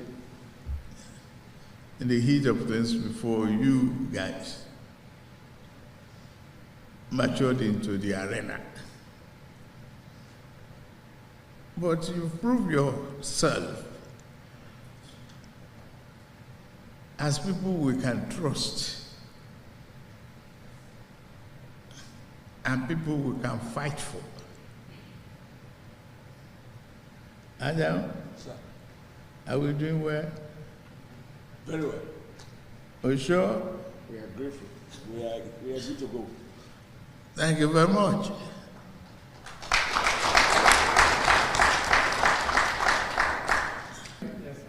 Thank you very much. Can I hear something from any of the ladies?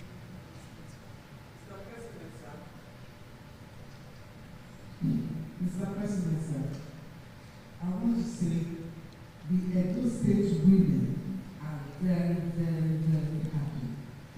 Thank you. Well, we are on the right path to victory.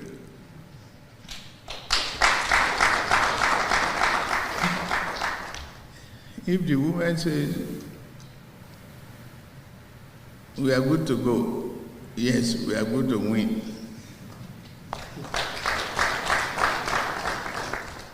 They are the largest number of voters, are most dedicated, more reliable.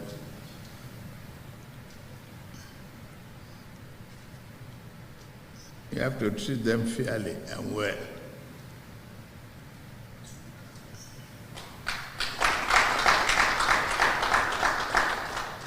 So,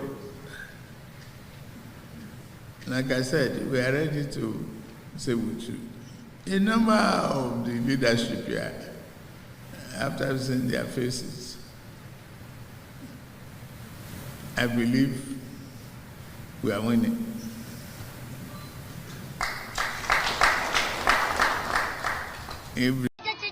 Of our great leaders. Oh, Thunder, where are you? This is the time you are supposed to strike, so that you eliminate all of them, so that we have peace in our nation. We'll tell you them in one aeroplane, so that it will crash land in the course of their journey. What's name? So, while you are looking at that, it's the only person that's made that kind of drop a comment that I was looking for was yeah, it's you, my man. See, told you. You are the only one who says, "She na country be this."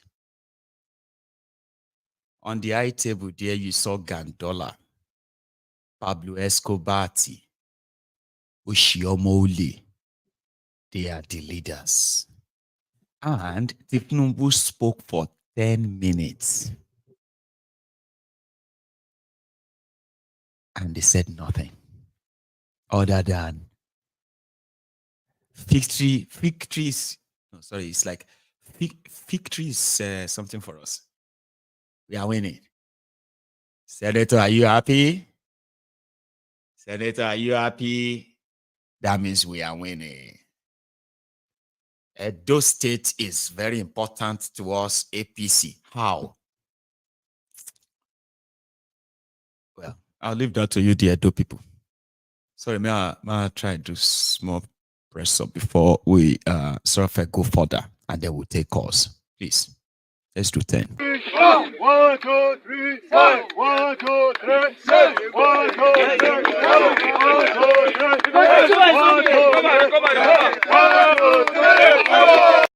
4. 1, 2, 3. 1, 2, 3, 6. 1, 2, 3. Because what I'm about to tell you now, you might actually need a bit of an exercise for you to get it. You know, like jump up a bit and be like, because ladies and gentlemen, the drama and the scandal around the budget padding is not really over. And I don't really think there are so much distractions that should make it look like it's over. You know, waiting I caught 7.5 billion naira. They want to can renovate 50 schools when no exist at all. I'm not joking.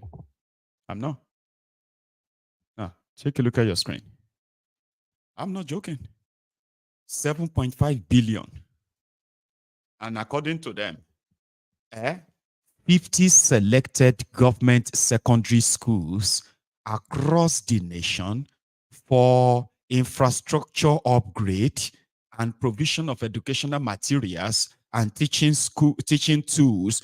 Ladies and gentlemen, there is no single one school listed under this. No be so? Àtisebo, àtisete, àtisete, àtinúparọ́ tipẹ́, àtisete, tító òdìmú òdodo òsìmọ́, àtisete, òdìsete, kágbàdé fálárì, àtisete, kágbẹ̀bí fálárì, àtisete, adájọ́ ń parọ́ torí owó, àtisete, àtisete, òdìlú ń parọ́ nítorí ipò, àtisete, àtisete, èdò gbówó mìíràn, àtisete, àtisete, ètisete, àtisete, ìjà ń jà aráàlú, àtisete, àtisebo, àtisete, àtisete, àtinúparọ́ tipẹ́, àtisete, tító òdìmú òdodo òsìmọ́, àtisete, òdìsete, kágbàdé fálárì, àtisete, kágbẹ̀bí fálárì, àtisete, adájọ́ ń parọ́ torí owó, àtisete, àtisete òdì. Etishete, Etishebo. Take a look at the list, by the way. And see some other money there. 300 million naira for capacity building workshop and empowerment of Ogun Central traditional rulers. 300 million naira workshop and empowerment for Ogun Central traditional rulers on roles in ensuring improved enrollment of students in Yay! Jesu Odua, Jesu Okopo. Yemiani Jesu Okopo. That's what my great grandmother would say. Jesus, the husband of the widow. Jesu Okopo. They won't take 300 million naira. Organize workshop for traditional rulers in Ogun Central senatorial districts so that they can train them how to encourage secondary school enrollment in their own senatorial districts. 300 million naira to teach traditional rulers how to make sure that children enroll for secondary education. 300 million. You read further. Capacity building training and the empowerment in ICT for selected senior secondary school students in Ilemono, Oyun, local government area of Kwara State, 250 million. I say. Here is another one. Building of 2 numbers of additional classroom blocks at Government Day Secondary School, Beshekebi, 135 million. Construction, equipping, and renovation of laboratory equipment in some selected senior secondary schools affected by insurgency and flooding in the Northeast Zone by the National Senior Secondary School Education Commission. Baba, they even get National Senior Secondary School Education Commission. What? Let's be honest.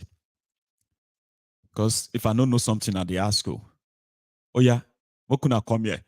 I beg, which one is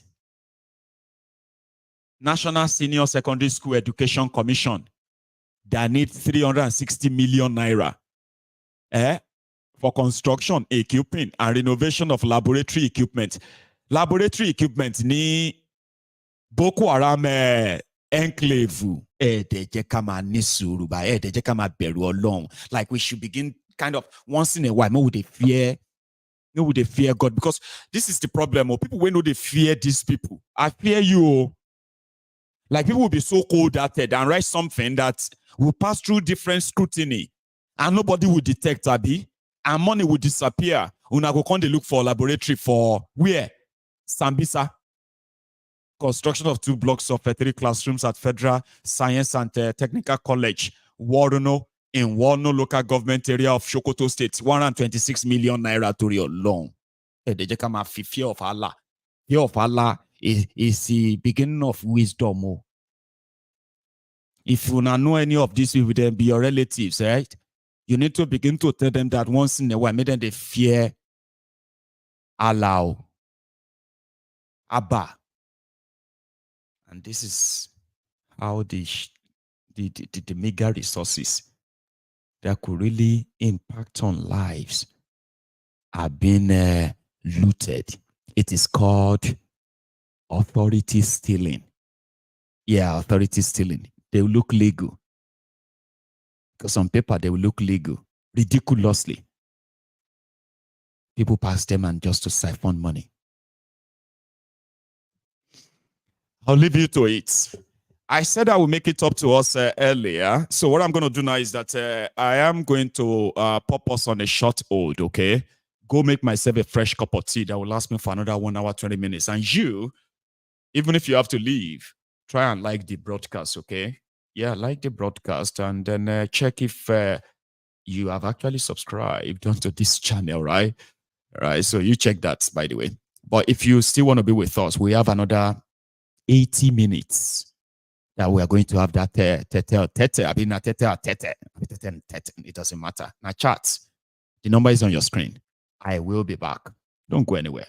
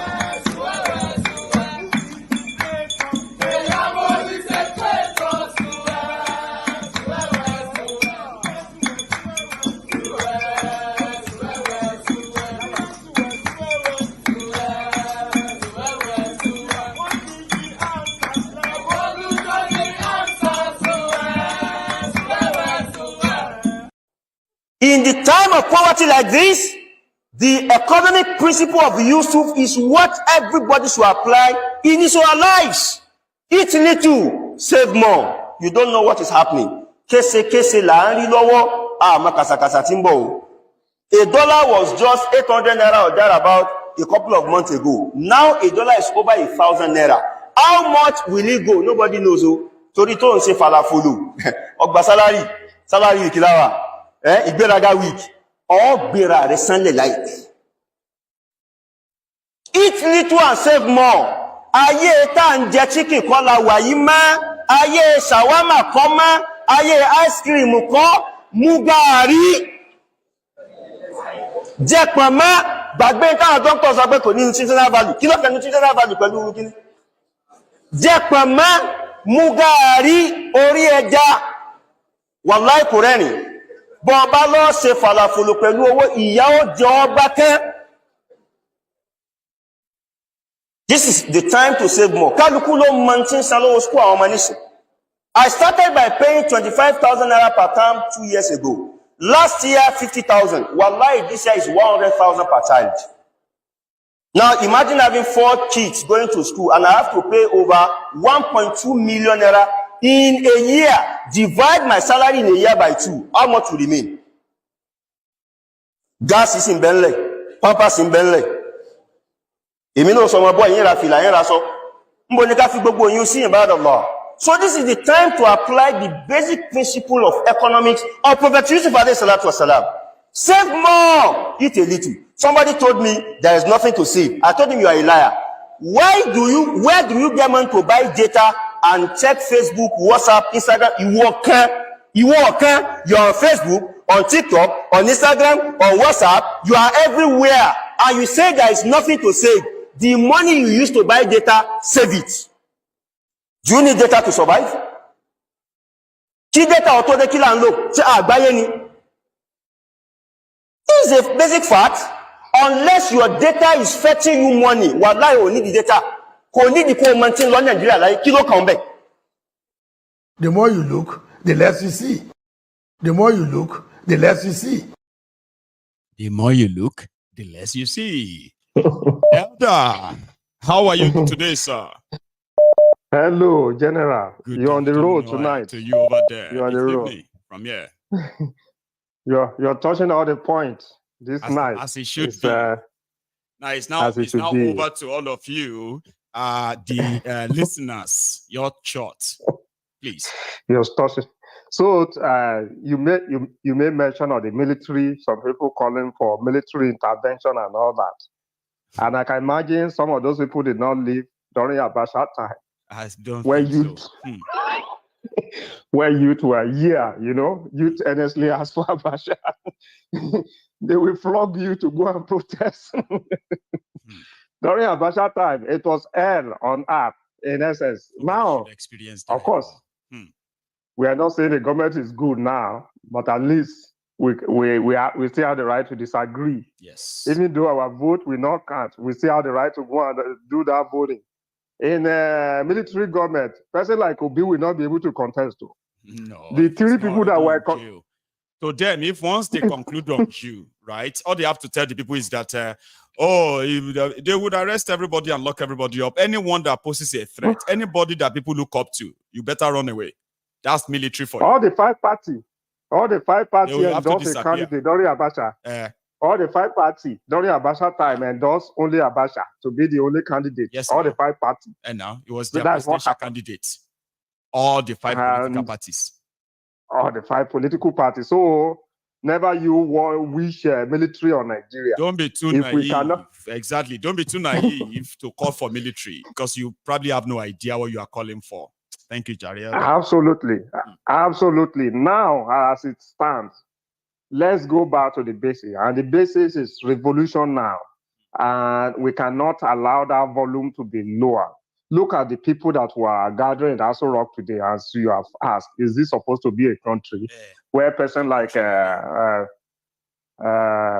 Kolu and you have Oshiomole, all those, are you happy? Even that boy said, nobody should tell you that this guy is not spoken well. This man doesn't look well. He look unwell. He look more or less. See, now that one you they look at, Abi. Look at the entire setting. Look at the entire room. That is your country. Hear the voice. Yes. Hear the voice. Have you heard of Mota call bus stop in Lagos before? That was the same voice that that this man was using. That Oshiomole, are you happy? Are you happy? and I was hearing that, in the essence, Nigerians, we need to now think and reflect.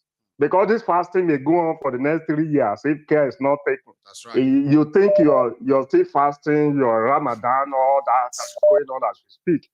It may go on like this for the next 3 years. It's now for everybody to come together. Look at 20 billion being given to the Senate president for constituency project that never exists. With this level of hunger, is to buy 2.5 or 2.7 billion refrigerator, 2.7 billion naira refrigerator, sir, in Nigeria. 18 billion there are two for parties in pharmacy, Nigeria.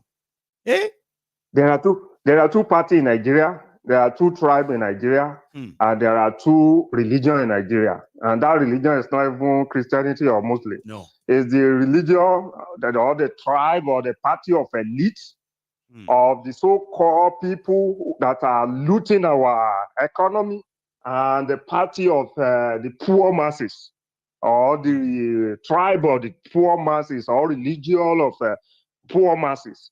You either belong to these two. Those are the two parties. Anybody telling you that there is one PDP, APC, anywhere, or Labour, they are all wasting your time. Anybody tells you that the problem, oh, this is Yoruba, this is... No. Basically, there are all those two parties in Nigeria. The party of the elite, the people that have brought Nigeria to their knees, and they continue to plan to plan for their children to take over from them as well.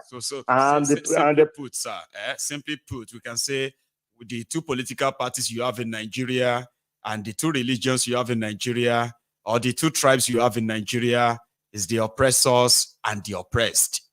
Just the two wide divide where the don't forget, your grandfather was part of the oppressed. Your father was, and they are keeping you in that position too. Some of you japa and you think, oh, I'm free now, but your people are still not free in Nigeria. They are still under this oppression. The better we all understood this and try to work together so that we can liberate our people, so that we can set our people free, the better. Thank you very much. Let me allow that people to continue. Thank you so much for that. I have another caller, okay? Because Elder Akiola said something about Japa. Okay, me, I have jackpot. Now I have two kids here. Okay, I've got 3 in Nigeria, and as a father of 5, my dream is to have all of them around me. So, many like you too who have jackpot. So when you jackpot, you're either going to start your family where you jackpot to, or you're going to move your family to where you jackpot to. Now, my generation and the generation before me, and maybe a generation after me as well, we are the generation of those who left and expected to remit money back to Nigeria. But do you know something? We are raising generation that will never know Nigeria, and they will never remit any money to Nigeria. My children will remit any money to anybody in Nigeria. You know that? Yeah. And gradually, when this failure continues, you see that diaspora remittances, it will soon dry off. African Wahala, your girls are not going to send money to anybody in Nigeria like you are doing right now. You know that? A lot of you watching me right now who are taking responsibility of so many people in Nigeria, when you are gone, your children are not going to be like you. So all of you who are bailing Nigeria right now from abroad, a time is coming we won't be able to. I just discovered that. Hello there.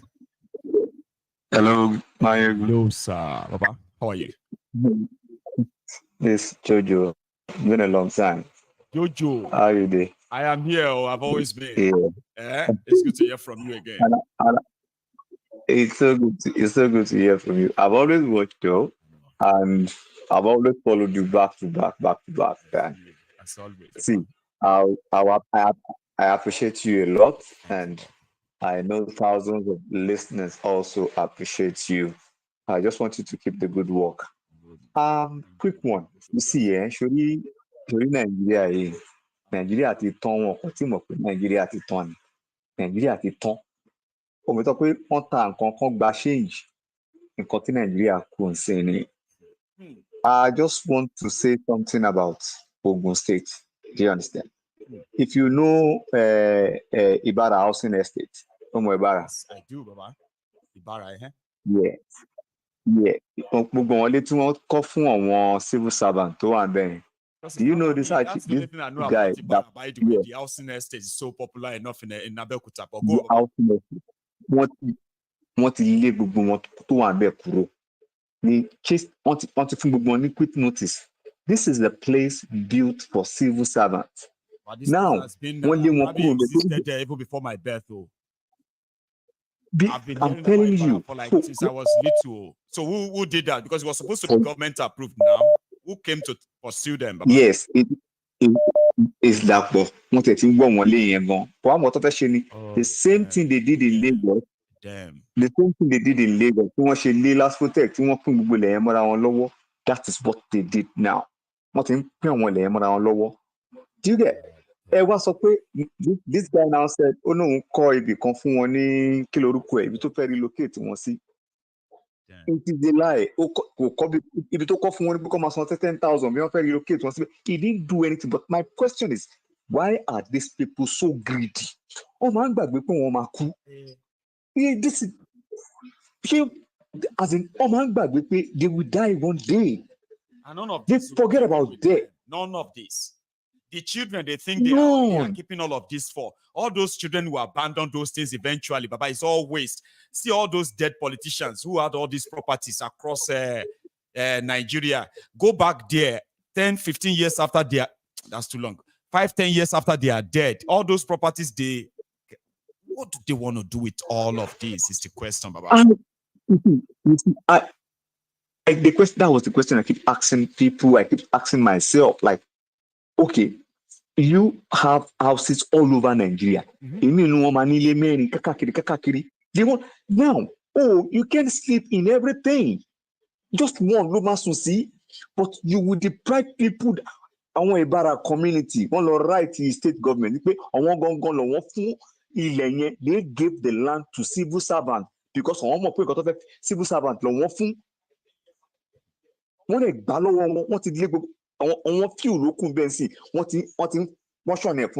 And I promise you, majority of the occupants are probably retirees now. Those who have been there for ages, who built their lives around there when they were younger, working for the government and the state. I'm telling you, working for the government. Working for the government. Dubious dark boy. Dubious dark boy. If you hear my voice, I know say all of you now be devil with a different art that is pretty much like you are heartless. Like there's nothing there. There's no space. There's nothing. It's a hole. There's a hole in their hearts. Sure you get. But sometimes, a dead clock can be right twice, you understand? So if you have to be human, I don't even know what I want to say because I don't even know how to advise these people. Do you know the funniest thing is these people cannot change. They are leopard. They cannot change their skin. The funniest thing is they will do election. Where is Amosun today? Abi. Yeah. They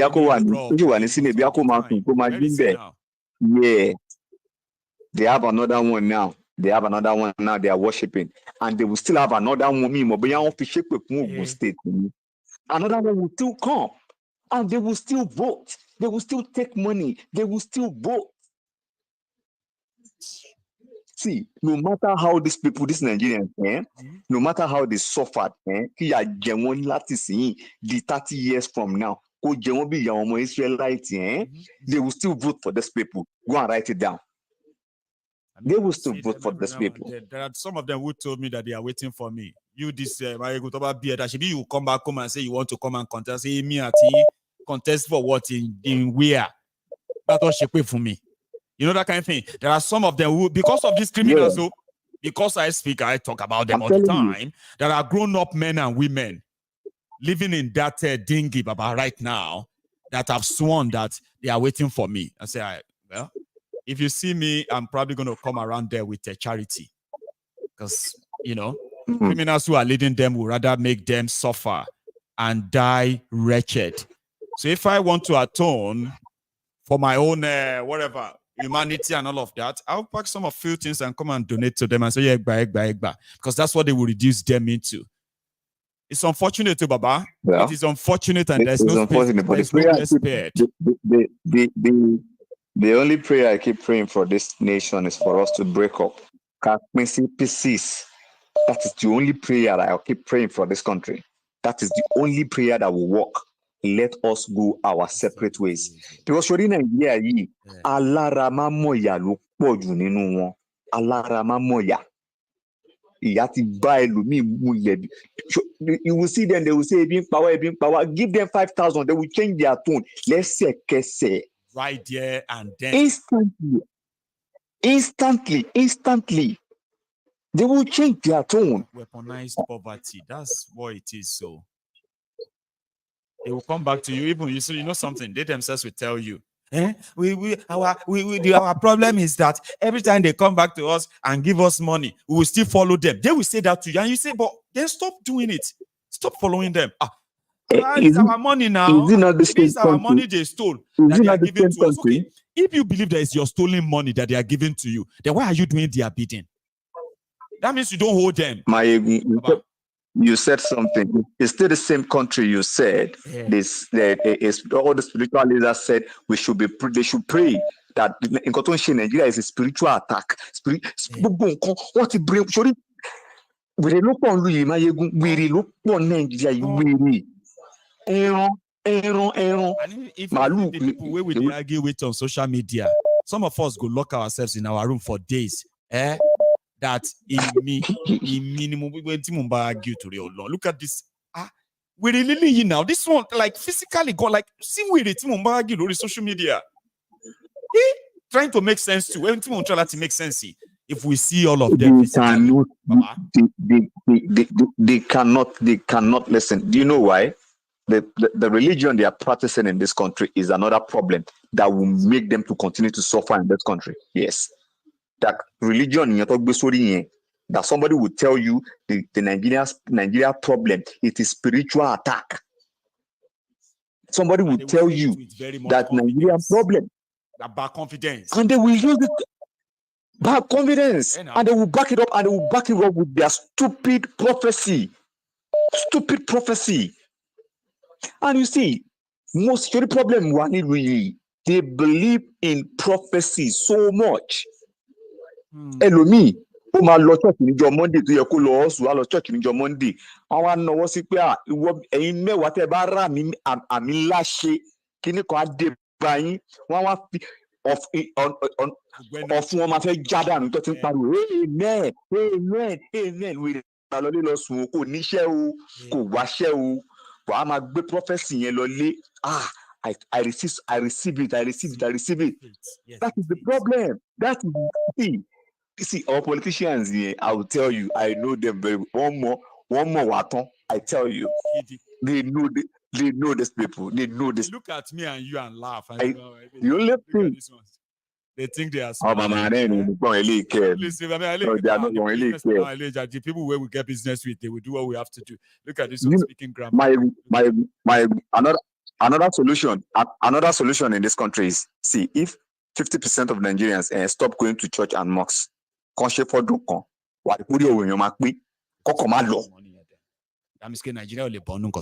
you. If that's a solution or the only, that can't be the only solution because you know what? No, I get what I want to say. I get it because you cannot make them stop not going. Do you understand? You can't. They can't. If individual, they cannot. They will because so the Nigerians by the time they go to church on Sunday, consolation, spiritual message, you understand? So after many rollover to another week, Monday to Friday. I love vigil in your Friday. I got prophecy. It's for me. So by the Sunday, I love Thanksgiving is for me. So imagine do you know how long the person will be in that circle? Day in, day out. So assuming we have people like you, we have like 500,000 in this country. Everywhere. Do you get? Situation would have improved. Far better. We'll be more exposed. You understand? But and you know, I will tell you. You see, I'll tell you something. It's only you in your generation. The rest. Well, So how are we going to survive? How are they going to think? We have to wake a lot of my own generation up now. Do you know something? I'm telling you. Even me personally, I've kind of feel like even my own generation, we've lost it. And I continue to put my effort together. I'll tell you something. Not only our own generation. Not only our own generation. See, we don't want up your own Gen Z talk with our own thing. Want to lose it. You know why? Because I want to what they are gone. Because I want to break Christianity and want break religion and want to so you our time law. Yeah. Do you understand? Because you will see them. Church, they don't package church for these people now. Go and look at all these mega churches. She don't want gens, want you to do your colleagues pick out, not lobby you. Do you understand? And what kilo suffer on mega churches don't lawyer? A lot. If by peradventure we have just one thing can just break us up, yeah, that is the only thing. But aside that, Baba. Tinubu bá ṣe 20 years lórí ibẹ̀ yẹn tọ́lọ́run bá gbẹ̀mí á ṣe ọkàn máa rojọ́ ni tí nǹkan tó máa ṣe. And he may have his own baptismal of fire where people go pretend say they've had enough, okay? Riot, there will be this or that, and then everything later. You know what I mean? Like, calm down. And he's the one that will. These people cannot riot. No. Oh, they riot. Wọ́n parọ́ tán àwọn jẹ ni. Wọ́n lè riot. Thank you so much. It's such an It's all right. It's all right. Pleasure speaking to you again, Baba. No joke. Yeah. Just take it easy, okay? You have a good one, okay? So that's Jojo, my brother. And I do have another caller on the line, okay? But I just want to quickly go and appeal to people on YouTube. Please, if you are still there and you haven't really paid your own offering. Like, how do we normally do it, by the way? Like, we can be over 2,000, sometimes over 3,000. But you only see about maybe 500, 600 of us that actually really take their time to leave the comment section on YouTube, okay? And just, you see the thumb under that video. Just tap it and until it turns blue. Can you do that for me? You are currently like over 1,700, but only 600. That's ridiculous. Promise. Now here is another caller on the line. Can you hear me? Hello. Okay. I possibly lost that caller. Listen, sometimes I can't take your call, right? And I'll just put you on hold. Or if you, for any reason, cut off, you may not have a chance of coming back, you know. Here, hello there. Yeah, hello, my good general. Hello, sir. How are you? Yeah, fine, thank you. Well done. Thank you, Baba. Yeah, there's something I want to say. Yeah, I can hear you. There's something I want loud to say. Loud and clear. Go ahead. Might not really mean what you are saying, but what it is this, I do not work. Finish 6 o'clock in the morning, then I will go home, take my bath, then have a sleep. So today, after work, I go home, have my bath, took my bath, I was sleeping. Around past 8 o'clock, I wake up with a very, very bad dream. What I dreamt about, I'm from Edo State. I wouldn't want to mention my village because of security reason. Please don't. Go ahead. Yeah. In my village, I saw people running everywhere. That there's war is coming. People were running. And as people were running, a trailer they use trailer to pack thousands of Fulani to that village. And they were occupying people's houses. They go into your house, take over the house. You that have that house, you become homeless. They take over that, they start living there. So now I ask them, why are you people doing this? He said it's government that asks them to take over all the houses. And these people build these houses themselves. The government never built house for them. They said that they started laughing, but the government has to take the house. The house belongs to the government. People were running everywhere, crying, and wow, it was so scary. I woke up.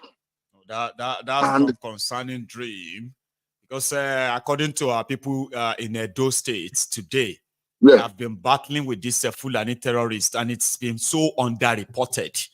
Okay, people have become their victims so lately, right? That we have been seeing reports of people retaliating back, going after the Fulani terrorists themselves. So if you have a dream where village is ransacked or attacked, that people have to abandon their homes, abandon their community, and run away, that is not just a dream. It was so scary, Mayego. I was so scared that I have to wake up straight away. I would call people I know in my community if that was me, ask them what's going on, everything that I should know, and all of that stuff, and possibly, Abi? Yeah, I'm going to do that. So that will help you understand, because sometimes they say dreams do happen, right? It may not even be for your village directly. Do you know that? It may just be for that one next. It may be your people that will now say, the village next to us, they have been battling with them for months now. And that will tell you that if they are doing that to people next to yours, then yours is not safe too. So, you know what I mean? So you might need to, just for, that's... I'll call my mom. After that dream, I'll call my mom to kind of like find out what's going on. Right. Yeah, she said she's okay, but people lock their doors now. The door, open door to people, and everywhere you are inside, you lock their door because of this thing you are saying. But what I saw, people lock their doors and were inside. They break the doors and they go inside and take over their houses. That the government give them authority to take people's houses. It was so scary, Mayego. Because it's already happening. Some communities in Kaduna have been renamed because those who survived some of the attacks on their communities, on their town, the survivors are living in the refugee camps far away from where they were attacked, and there is no plan of returning them back to their homes. So some of these Fulanis stayed back in those crime scenes where they slaughtered and killed people, and they lived there. True story. We need to wake up. We need more of you, Mayego, to wake people up. We need to wake up. It's a fact that we need to fight for ourselves. Nobody going to fight for us. We have to. It's a fact. There is something I was watching you in the afternoon today. We're talking about these people that they kill in the Delta State, the military in Okuama, in Ugeli, Delta. Yeah. This Ugeli charge and be lawyer fraudsters to Bokohari. I'm not sure. I think it's from that Ugeli local government or something, right? The guy is there thanking Tinubu for sending soldiers to those communities for reacting promptly. Ombudsman slave. See, go on, Baba. Yeah, I saw someone that was saying something in the X, that is the Twitter X. He said this military never called for any intervention. They are doing bulkery in that place. That was what the guy is saying. He's from that side. He said they are this soldier. They never called for any settlement. They are doing bulkery in that place. So that is what they got to this killing. I saw video of exploding fuel tank next to the river. And from what I also gathered, the river is actually a smuggling bunkering route. But what we don't understand is why they want Okuama people to move away, far away from the place.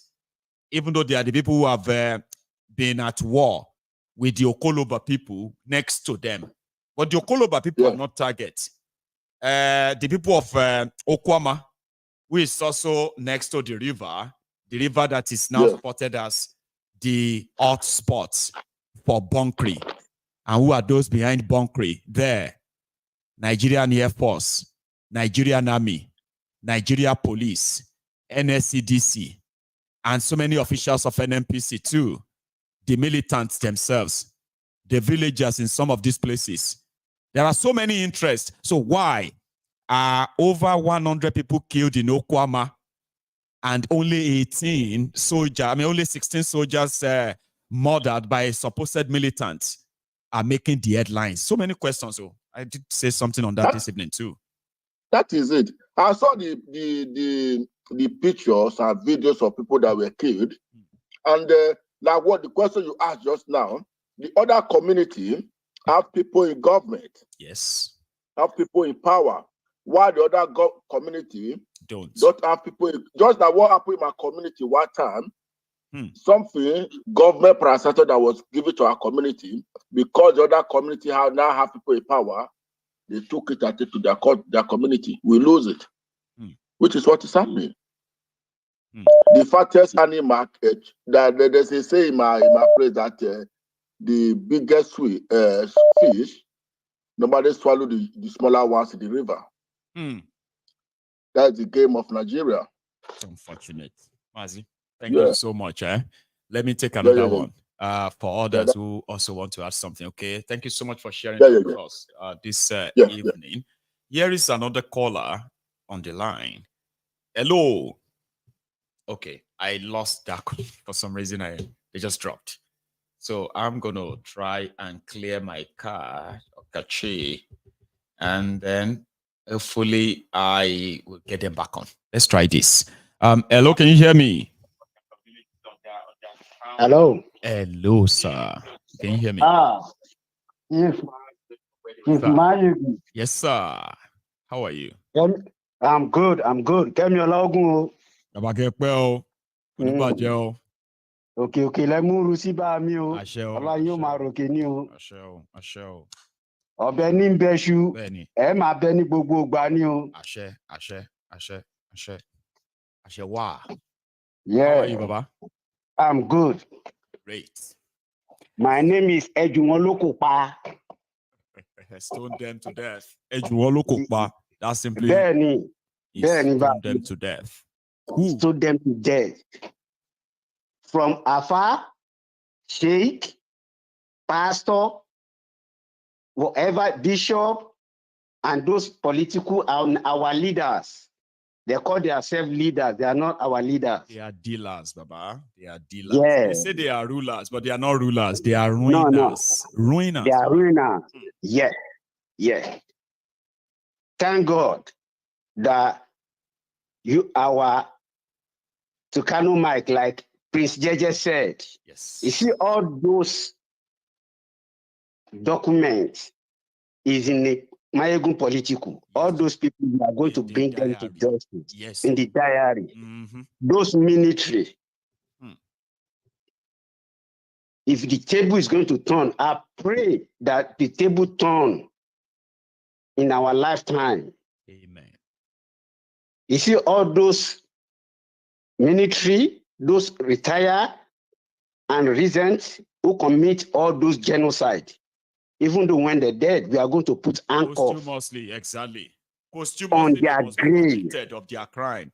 If they build monument for them, we will demolish them. If they put their names on government building in Yoruba land when Yoruba nation comes, we will remove those names. We will erase 100%. Them totally from our history.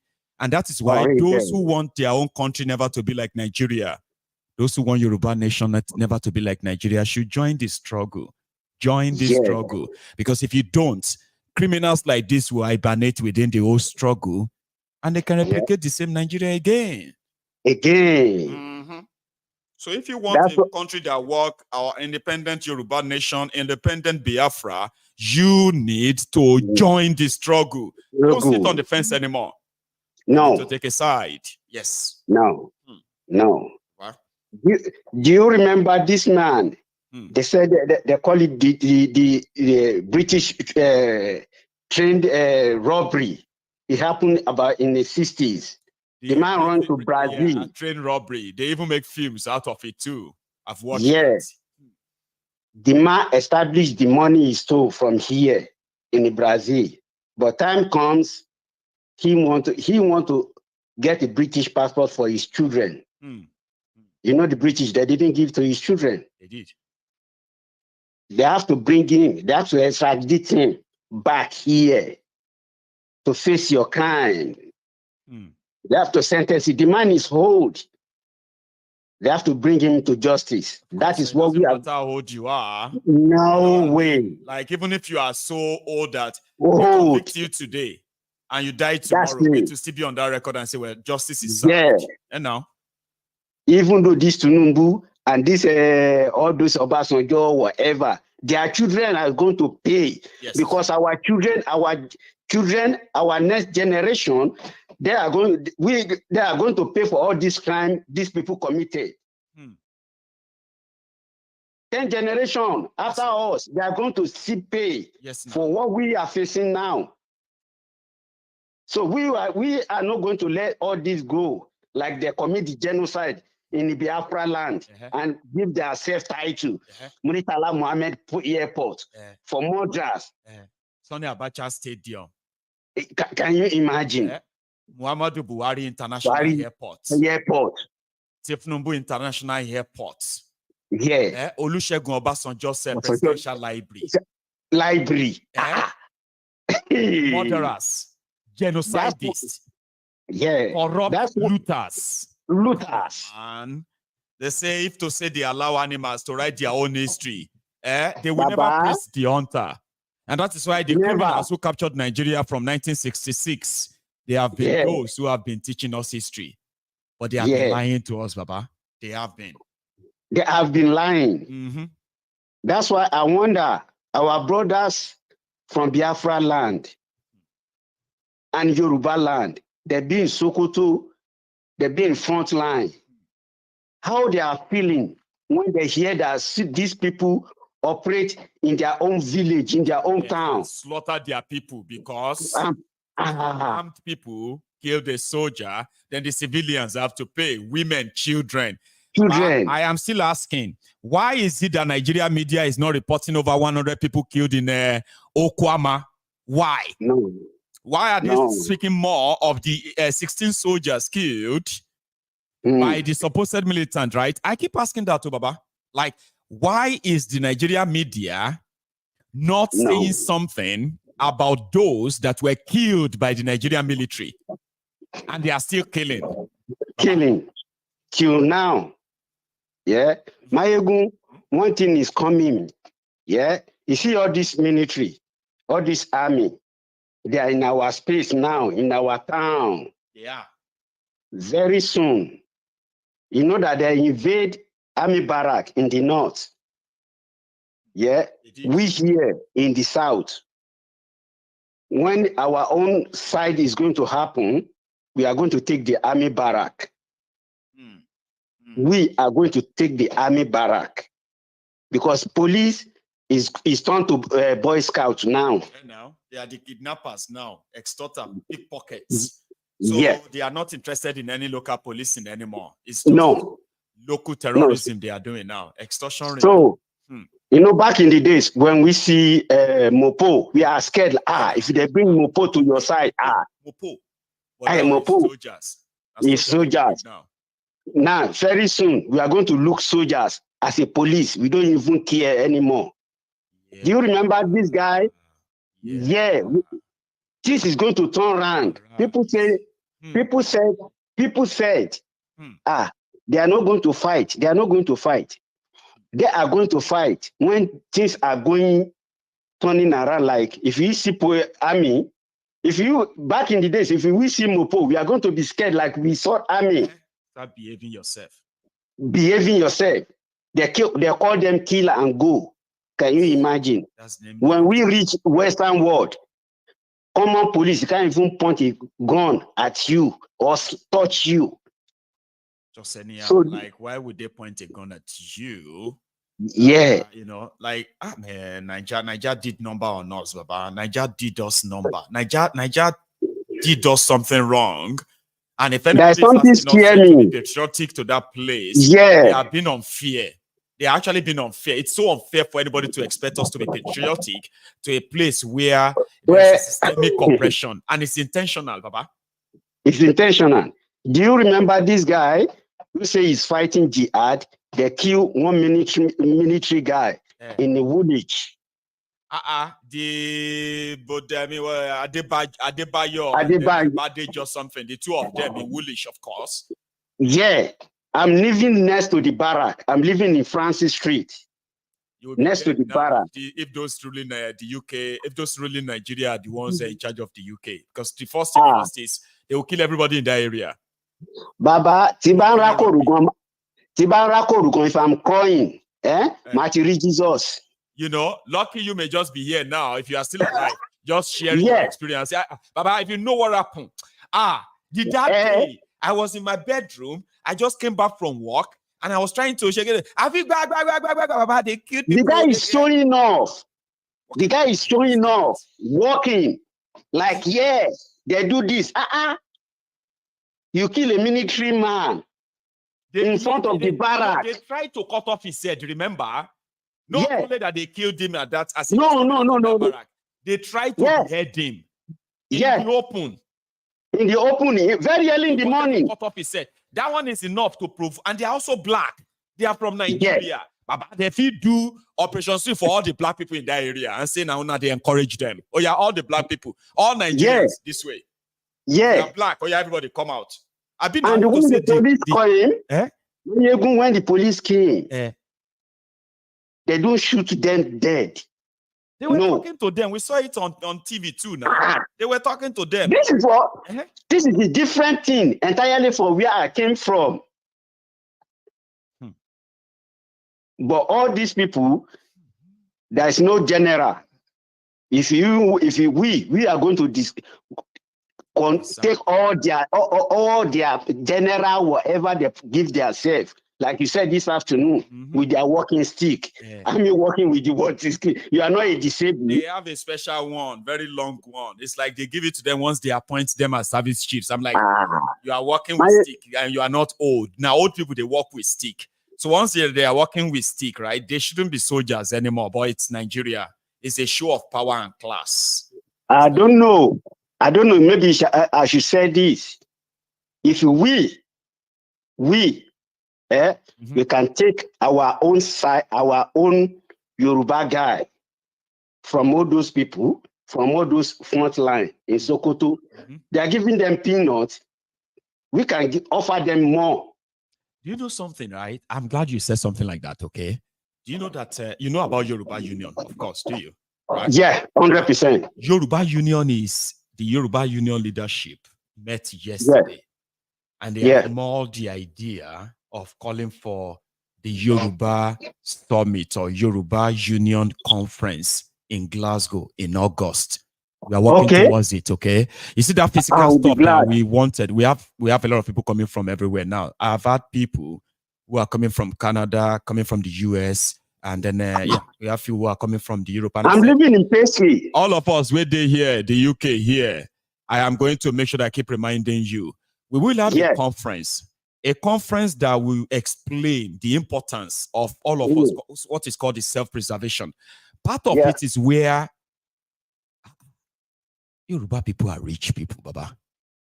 Our resources could be channeled. And if we have our own Yorubas who are members of the Nigerian military, we can actually buy them out of it.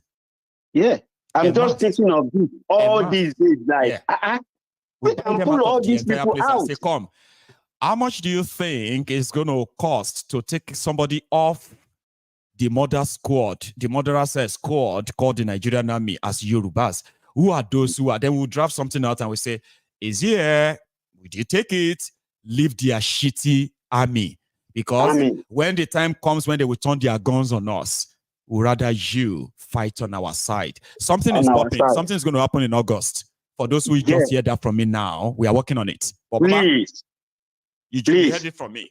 So thank you. Because I'm living in Paisley. You are in Paisley, see? So I'm in Paisley. You know what I mean. In 10 minutes, I'm a friend of your one of your friend. I'm also. Baba. See, it's better. You know something, sir? Yes. Sir. Now I do know that the moment we make the announcement, there are many real Yoruba or Moluapis that will hear this announcement and they will join us in Glasgow in August. I will be glad. Great. Let me take another call. I'm glad you said something around that, okay? Because I've always wanted to say to our people, it is still in the incubator stage right now, incubation stage right now. But by the special grace of Olodumare, in August, we will converge in Glasgow. We will. Yes, you. So, part of what they are asking me for is, should we just take an entire hotel whereby everyone coming around, it's going to be like a 2-3 days conference. Okay, so we use the simplest, all of us, but it's going to be beautiful. Baba? Yeah. We will even talk. though, even though if we have enough visitor, yeah, I have a room to come and speak. People can actually, crash at your own box. Crash at my place. Too. Baba, they are my brothers and sisters. Yes. People are coming from all over the world, though. And I'm Baba, glad that we are in March. I'm waiting for the date. I promise you. See, we are in March now, right? So we have 5 months to organize. All right. Okay. That will make you know that it is possible, and we will do it. But thank you, Baba. Sir. All right, Baba. Nice one. All right. So it is true. People are already working towards getting us to organize our union here, and they want to do it around the Mayegu. I would love to go elsewhere, but they sort of concluded behind me. They are watching me now. Look at them. So they met, they ganged up and all of that, and it was like, go and tell him we will be having it in Glasgow, and who am I to say no? So now we have to start putting logistics together and begin to print our, So, but if you want to come, part of the plan is to ensure that you are going to be buying tickets to attend. We're going to need to pay for places to, we're going to pay for things. And we believe that if we can host up to, let's say, 200 of us from all over the world at a very giveaway price, we can pay for an hour and then organize our conference, a very good one. And all of you who are indeed Omo Yoruba Tata, Omo Yoruba Toje, Omo Luabi, Omo Yoruba, you might need to begin to book your summer holiday to London, or UK rather, or Glasgow here. In fact, Glasgow. Let me take this, because I could talk like that forever. Because I remember I felt like, Omo, we could do that. Do we do that? Hello? And they say, yes, let's do it. People are already buying their tickets. Can you believe it? And I'm going to also meet the African Wala for the first time, face to face. You have no idea. Hello there. Hello, Mayegu. Hello, sir. I really appreciate. I've been following your program afternoon and the night. Even on Sunday, you did not come in the night. I was like, I'm missing something.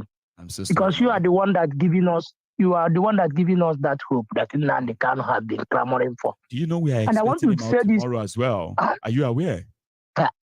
Yeah, I'm aware. I want to tell my southern brothers.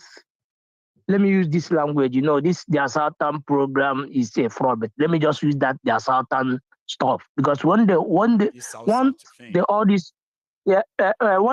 monster want to use that their divider route, they bring it. Tell you south, the southern.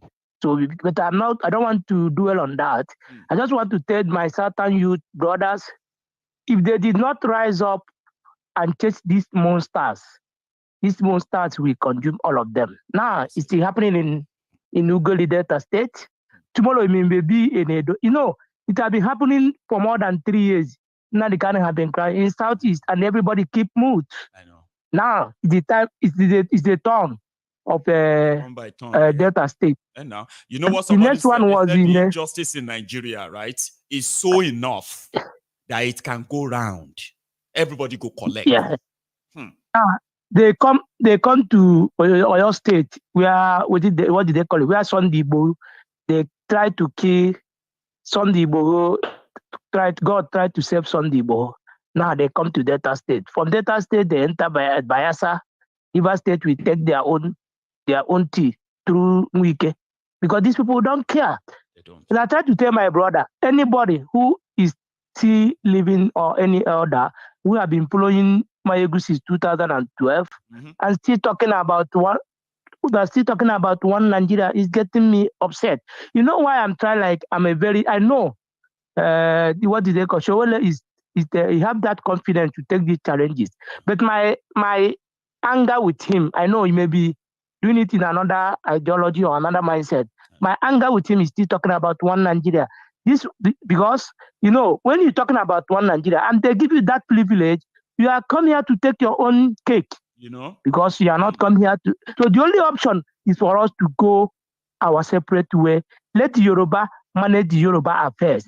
Let the Igbos manage the Igbos affairs. Let the Hausanas manage the Hausa affairs. Let the Middle Belt manage their own affairs. And it's not too much. It's not too much so to ask. Now, they kill more than 50 military men in Niger State. The president did not give them order to go after the killer of 50 military men in Niger State. But it's happening. To go after the to go and kill.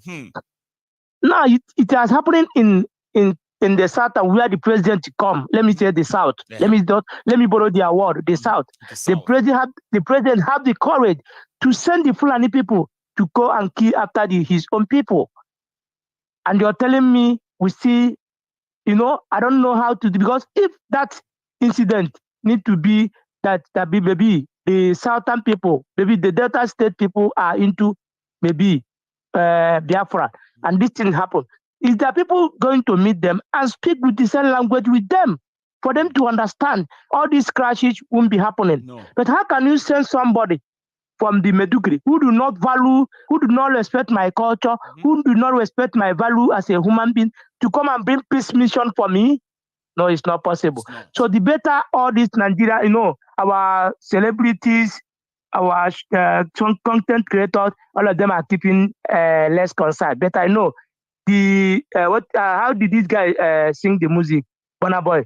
Everybody must chop breakfast, whether you like it or not. Everybody go chop breakfast. That's chop breakfast. So yeah, that's Burna Boy. So either you there for Lagos, they enjoy. Your family is still there in your village. Right. Maybe that's your house. You spend millions to build. The military man from the Kaduna will take MV. The Fulani military man will use MV and burn it down. So the one Nigeria must reach each and every one of them who don't want to talk, who think their life is better. Because as we are here in Western world crying, not because we cannot survive, not because you're crying day and night, you have your family there, yes. Maybe you can say nothing concerns me, me and my wife are here. But because you're an African man, you still remember your roots. Yeah, too. I don't want them to be slaughtered. I don't want them to be kidnapped, Go on, Baba. Even if UK give you, or Scotland give you their passport, become their citizen, you're still not a Scottish. I'm not British. Man. I'm not Scottish. And they can never be from Odogwu. And they can never be Scottish man. Now they can't have their Now they can't have their everything as their citizen. And their law say no British guy will go to prison any aside British. Whatever the offense you commit, they need to bring you back to London to face it. But they ignore it and they can. And you still claiming I have British. You are a black man and you still remain a Jabu man, whether you like it or not. I mean, so I the better we rise up. Say whether I like it or not. I love being a Jabu man. Yeah. From Mr. Bokohari. So whether we like it or not, if we did not stand up and chase away all these monsters and go about our separate ways, all of us will perish. And these people, they don't care. They don't. That is my own advice for my fellow youth, for anybody who is from Yoruba, Igbo, Hausa. Let us rise up and go our separate way. If we stand up to fight these people, we are going to defeat them with their military. Yes. Because we are going to number them. But I don't know why our people, because there's one program you did in the afternoon, one former military guy say, Nigeria don't know what is, Nigeria don't have army. And I believe that guy, they don't have army. I know. They don't have military. Some thoughts. They just carry gun. If me and you, if I carry gun and Nigerian military carry gun, he cannot defeat me. To be honest, because he don't have that training, he don't have that strategy to conquer people. Because he did not give training for that. So he just give training to go and destroy people. It's like they are all walking. Some of them are walking scared. Because you don't have that training. You know. So my brother, I just say that God will keep because you're the only one now. If I sometimes I do ask my friends, do you listen to Mayegu? They will tell me who is Mayegu. I say, I will say, I pity you. Very soon, Nigeria will reach. Nigeria will get for you. We will chop our own breakfast. We are chopping our own breakfast. We are crying for my mother in the village, my relative that's still there in the village. Yes. Look at what is happening. understand the what do they call them? The channels, all these the new brokers they don't want to help the matters. They don't want to go there and do the investigation and do people and find out what media. exactly. And now Nigerian media seems to be doing everything to convince Nigerians that the Okuama people, right? That they are guilty. Yes. And they deserve to be killed. Their properties burned. That's what I see with the Nigerian media. It's like they are working so hard to convince Nigerians that it is okay. They deserve it. They must be burned down. Look at what they did. And they're not saying a word about over 100 people killed by the same soldiers. No, but even my anger, even our so-called that the GO, all these pastors telling you that what you are suffering today is caused by your ancestors. None of them don't want to talk. I don't know. But I pray all of us will see chop that breakfast as brother boy talk. Last, that's what it go be. Don't cast. Now everybody go chop breakfast. You have a good evening, okay? Thank you. You're just giving us the hope. Thank and you. I know God the better we stand up to fight that battle. If not to you, we perish. I don't know what will be our fate again, but I know we will. I pray that Nandekano will come out and give you support so we can fight this battle once for all. God bless you, Baba. Thank you, my brother. Like this. When you said last, it don't cast. Now everybody go chop breakfast. Pastor Ruga or even sang it. It don't cast. Last. Everybody go chop breakfast. That's Pastor Ruga, ladies and gentlemen. Now let me see if I can take one more call so that I can make it up to us like I promised. Okay. Again, I went back onto that YouTube. At least we are still over 1,500 of us on YouTube as we speak. So I would not possibly understand why we only have about 800 of us who have actually really liked the broadcast. So it means that some of you haven't really, or you will never like it. I understand. Just thought I should remind you that you can still like it. Meanwhile, my plan is to take maybe one more call. But there's something I want to say just for the sake of, somebody who made me mention it to you earlier, okay? We are having the Yoruba Union, call it summit, call it conference. And I promise, right, I am envisaging over 100 to 200 of us that will make it down. And when I say 100 to 200, I'm talking about those who are going to come from outside the UK. Can you believe that? There are many of you that will have to go and buy your ticket. All of now will get your Canadian passport, your American passport. You don't need any visa to come here, okay? So go get your ticket when the ticket is out, okay? There's a platform called the Eventbrite. Have you seen it before? Of course you have. Eventbrite. So we're going to set up a ticketing system there. So you have to buy tickets or else we're just probably going to have everybody from everywhere all over. So we need you to have that on your calendar now. Write it in your calendar.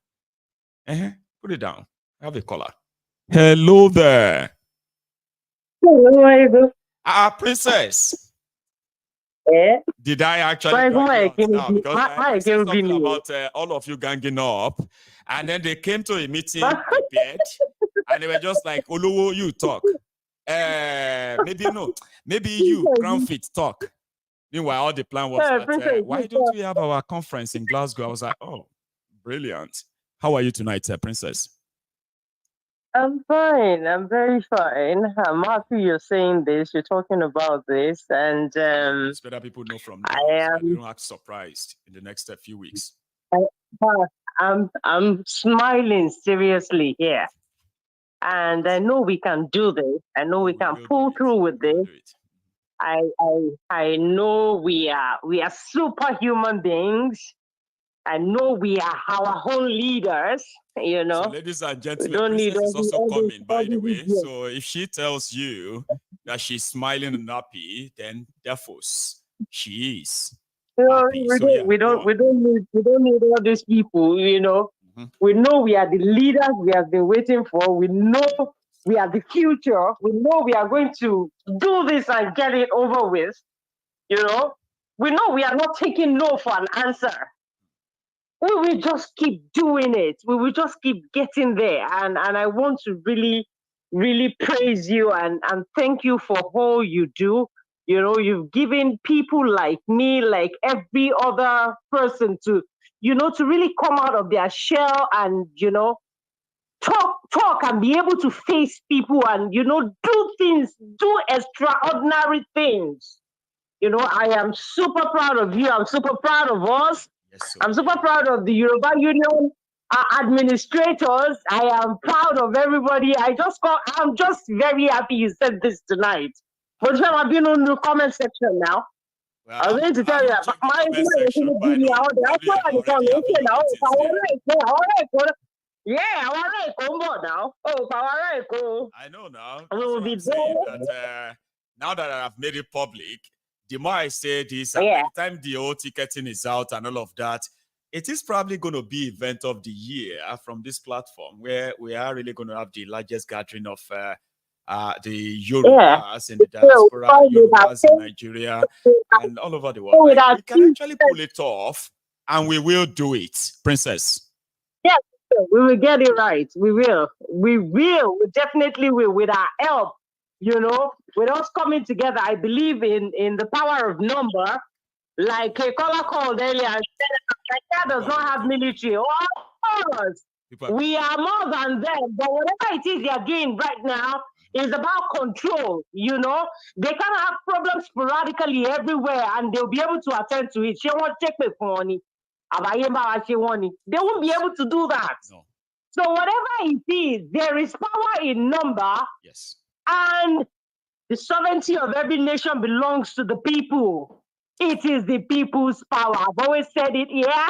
Yes, sir. And it is the power of the people.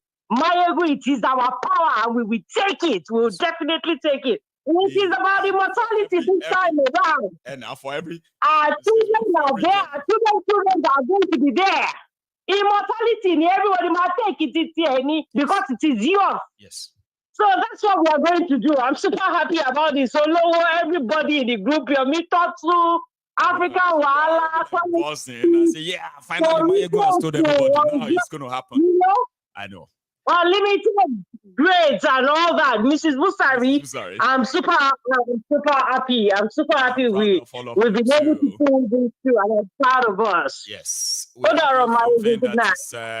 doing something that we believe is a thankless job. We are not doing it because we wanted to be thanked. But at the same time, we are our own share leaders, Princess, okay? So we share ourselves when we get it right. And then we scored ourselves when we probably have some shortcomings and all that. And that is why I've told people that we will work based on our own pace. We will not do things because we want to, satisfy some certain people. No. And I'm happy that we are still keeping it together after all. So, Princess, say me well. Murd, wow. In London, Murd, Daniel. We have to do everything to make sure that our own media man, the man that has brought all of the report of Yoruba Union's, project activities and all that, Ahmed. Sorry, but UK is a mad place, and the way they do their visas these days make you feel like, what exactly are they hiding? So I hope they'll bring me Ahmed. I would love that. And there are so many people who are also coming from Nigeria, by the way. And now you know. So may everybody go to plan for August. For those of you who have your visa that is probably running out, you probably need to go and give it to them now to put another one. Now. I'm serious. So all of you are in the US, the unionists in the US, the unionists in Canada, the unionists all across Europe. You have heard this, but there will be more details. There will be more information that you are going to also use. And another thing, you know why I love the union's leadership, right? At a point, we had to sort of come together, tax ourselves, raise millions of naira, well, thousands of pounds sterling, which is millions of naira, for us to build a platform that all the Yorubas who wants to join our struggle, who really, really want to be physically present and be part of this, you will soon be able to actually really sign up and register and have your own membership number sent to you, like something amazing. A community is being built as we speak right now. It will be introduced to all of you. My fellow Yorubas, Yeah, and the friends of Yoruba. But Yorubas and all the Yoruba descendants, if you have your ancestors who are linked to the Yoruba, you are mostly welcome to joining us. Okay? So with that, it's going to be physical. So there's so much in the pipeline. And wouldn't you rather join us? Wouldn't you rather join us? I know you're going to join us. And I'm going to show you how when the time is right. Now, ladies and gentlemen, I am thinking of taking just one single more call. Our time is really so hot right now. And I am thinking I should just call it a night. Now, if I should end up taking another call, I may have to hush my caller and say, you know what, you need to wrap it up now. Should we do that? Let's see. Okay. So thank you so much, everyone. At this point, I think the ideal thing is to call it a night. We've really done what the most of it tonight. So I'm going to say thank you once again to my super chatters. To all of you, the family, in the comment section there, I am going to see you again. And that's going to be tomorrow afternoon. Now, you can join me. Once you see Mayegun General live, it's going to be breakfast in the US, breakfast in Canada, lunch right here in Europe, even in part of Africa, including Nigeria. When you see that, you can join us. I will see you again. Good night.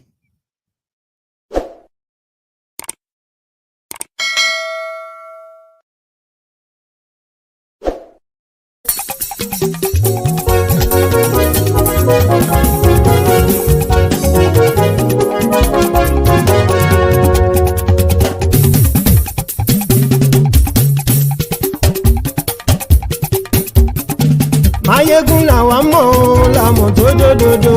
Mayegun Diary Mayegun #1. Mayegun làwa mọ̀ làmọ̀ tó dòdòdò. Mayegun Diary Mayegun #1. Mayegun ti dé o ọ̀rẹ́ ara yìí.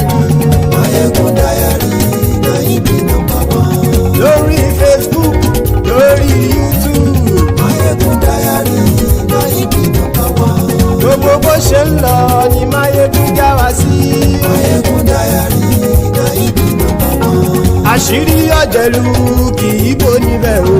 Mayegun Diary Mayegun #1. Bó bá ṣe eré àní Mayegun máa wí. Mayegun Diary Mayegun #1. Ó sì tún ṣe eré wàá gbọ́ níbẹ̀ o. Mayegun Diary Mayegun #1. Mayegun Diary Diary politico. Mayegun Diary Mayegun #1. Godfatherism kò sí lọ́rọ̀ Mayegun. Mayegun Diary Mayegun #1. Ẹ farabalẹ̀ sẹ́ o kẹgọ́rọ̀ lẹ́nu o. Mayegun Diary Mayegun #1. Àní Mayegun làwa mọ̀ tó dòdòdò. Mayegun Diary Mayegun #1.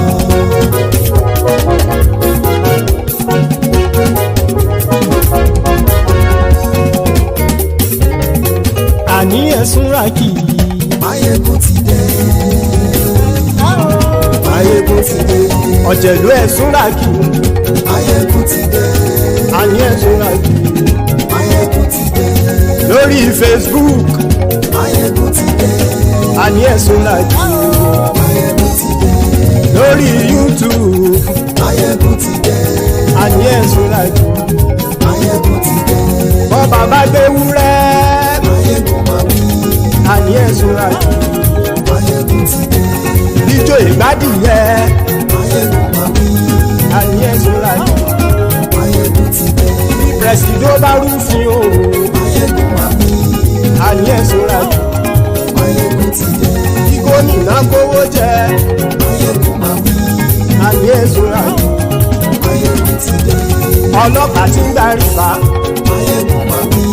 Àní ẹ̀sùn rákì. Mayegun ti dé. Aṣòfin tí ń rúfin o. Mayegun máa wí. Àní ẹ̀sùn rákì. Mayegun ti dé. Òkúra olóṣèlú. Mayegun máa wí. Àní ẹ̀sùn rákì. Mayegun ti dé. Ọ̀jẹ̀lú ẹ̀sùn rákì. Mayegun ti dé. Àní ẹ̀sùn rákì. Mayegun ti dé.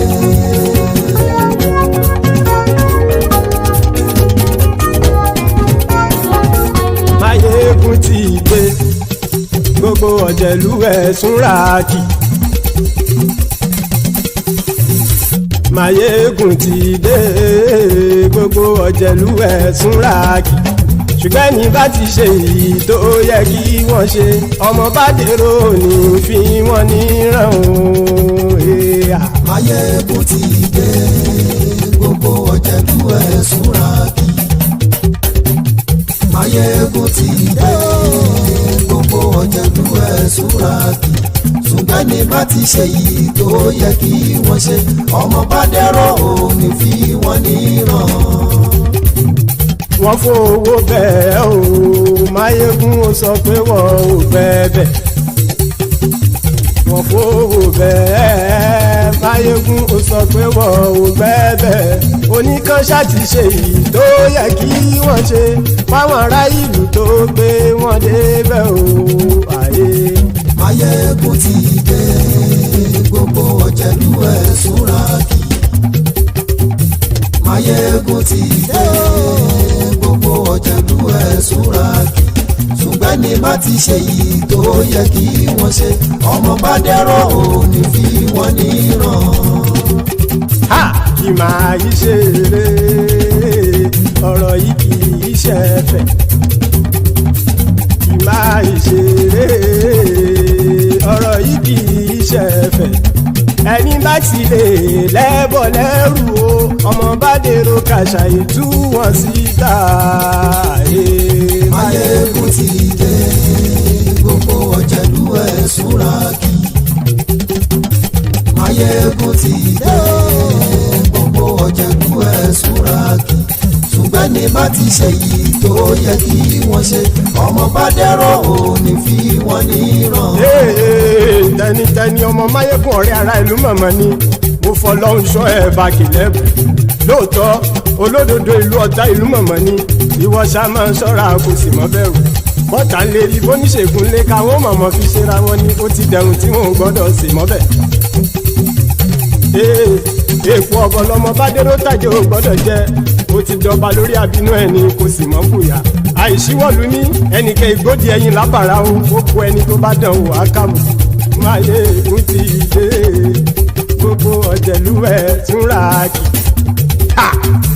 Máyégún ti dé gbogbo ọ̀jẹ̀lú ẹ̀sùn ràkì o. Ẹni bá ti ṣe yìí tó yẹ kí wọ́n ṣe ọmọ bá dèrò ní fi wọ́n níran o. Máyégún ti dé gbogbo ọ̀jẹ̀lú ẹ̀sùn ràkì. Máyégún ti dé gbogbo ọ̀jẹ̀lú ẹ̀sùn ràkì. Ṣùgbọ́n ní bá ti ṣe yìí tó yẹ kí wọ́n ṣe ọmọ bá dẹ́rọ̀ ò ní fi wọ́n níran.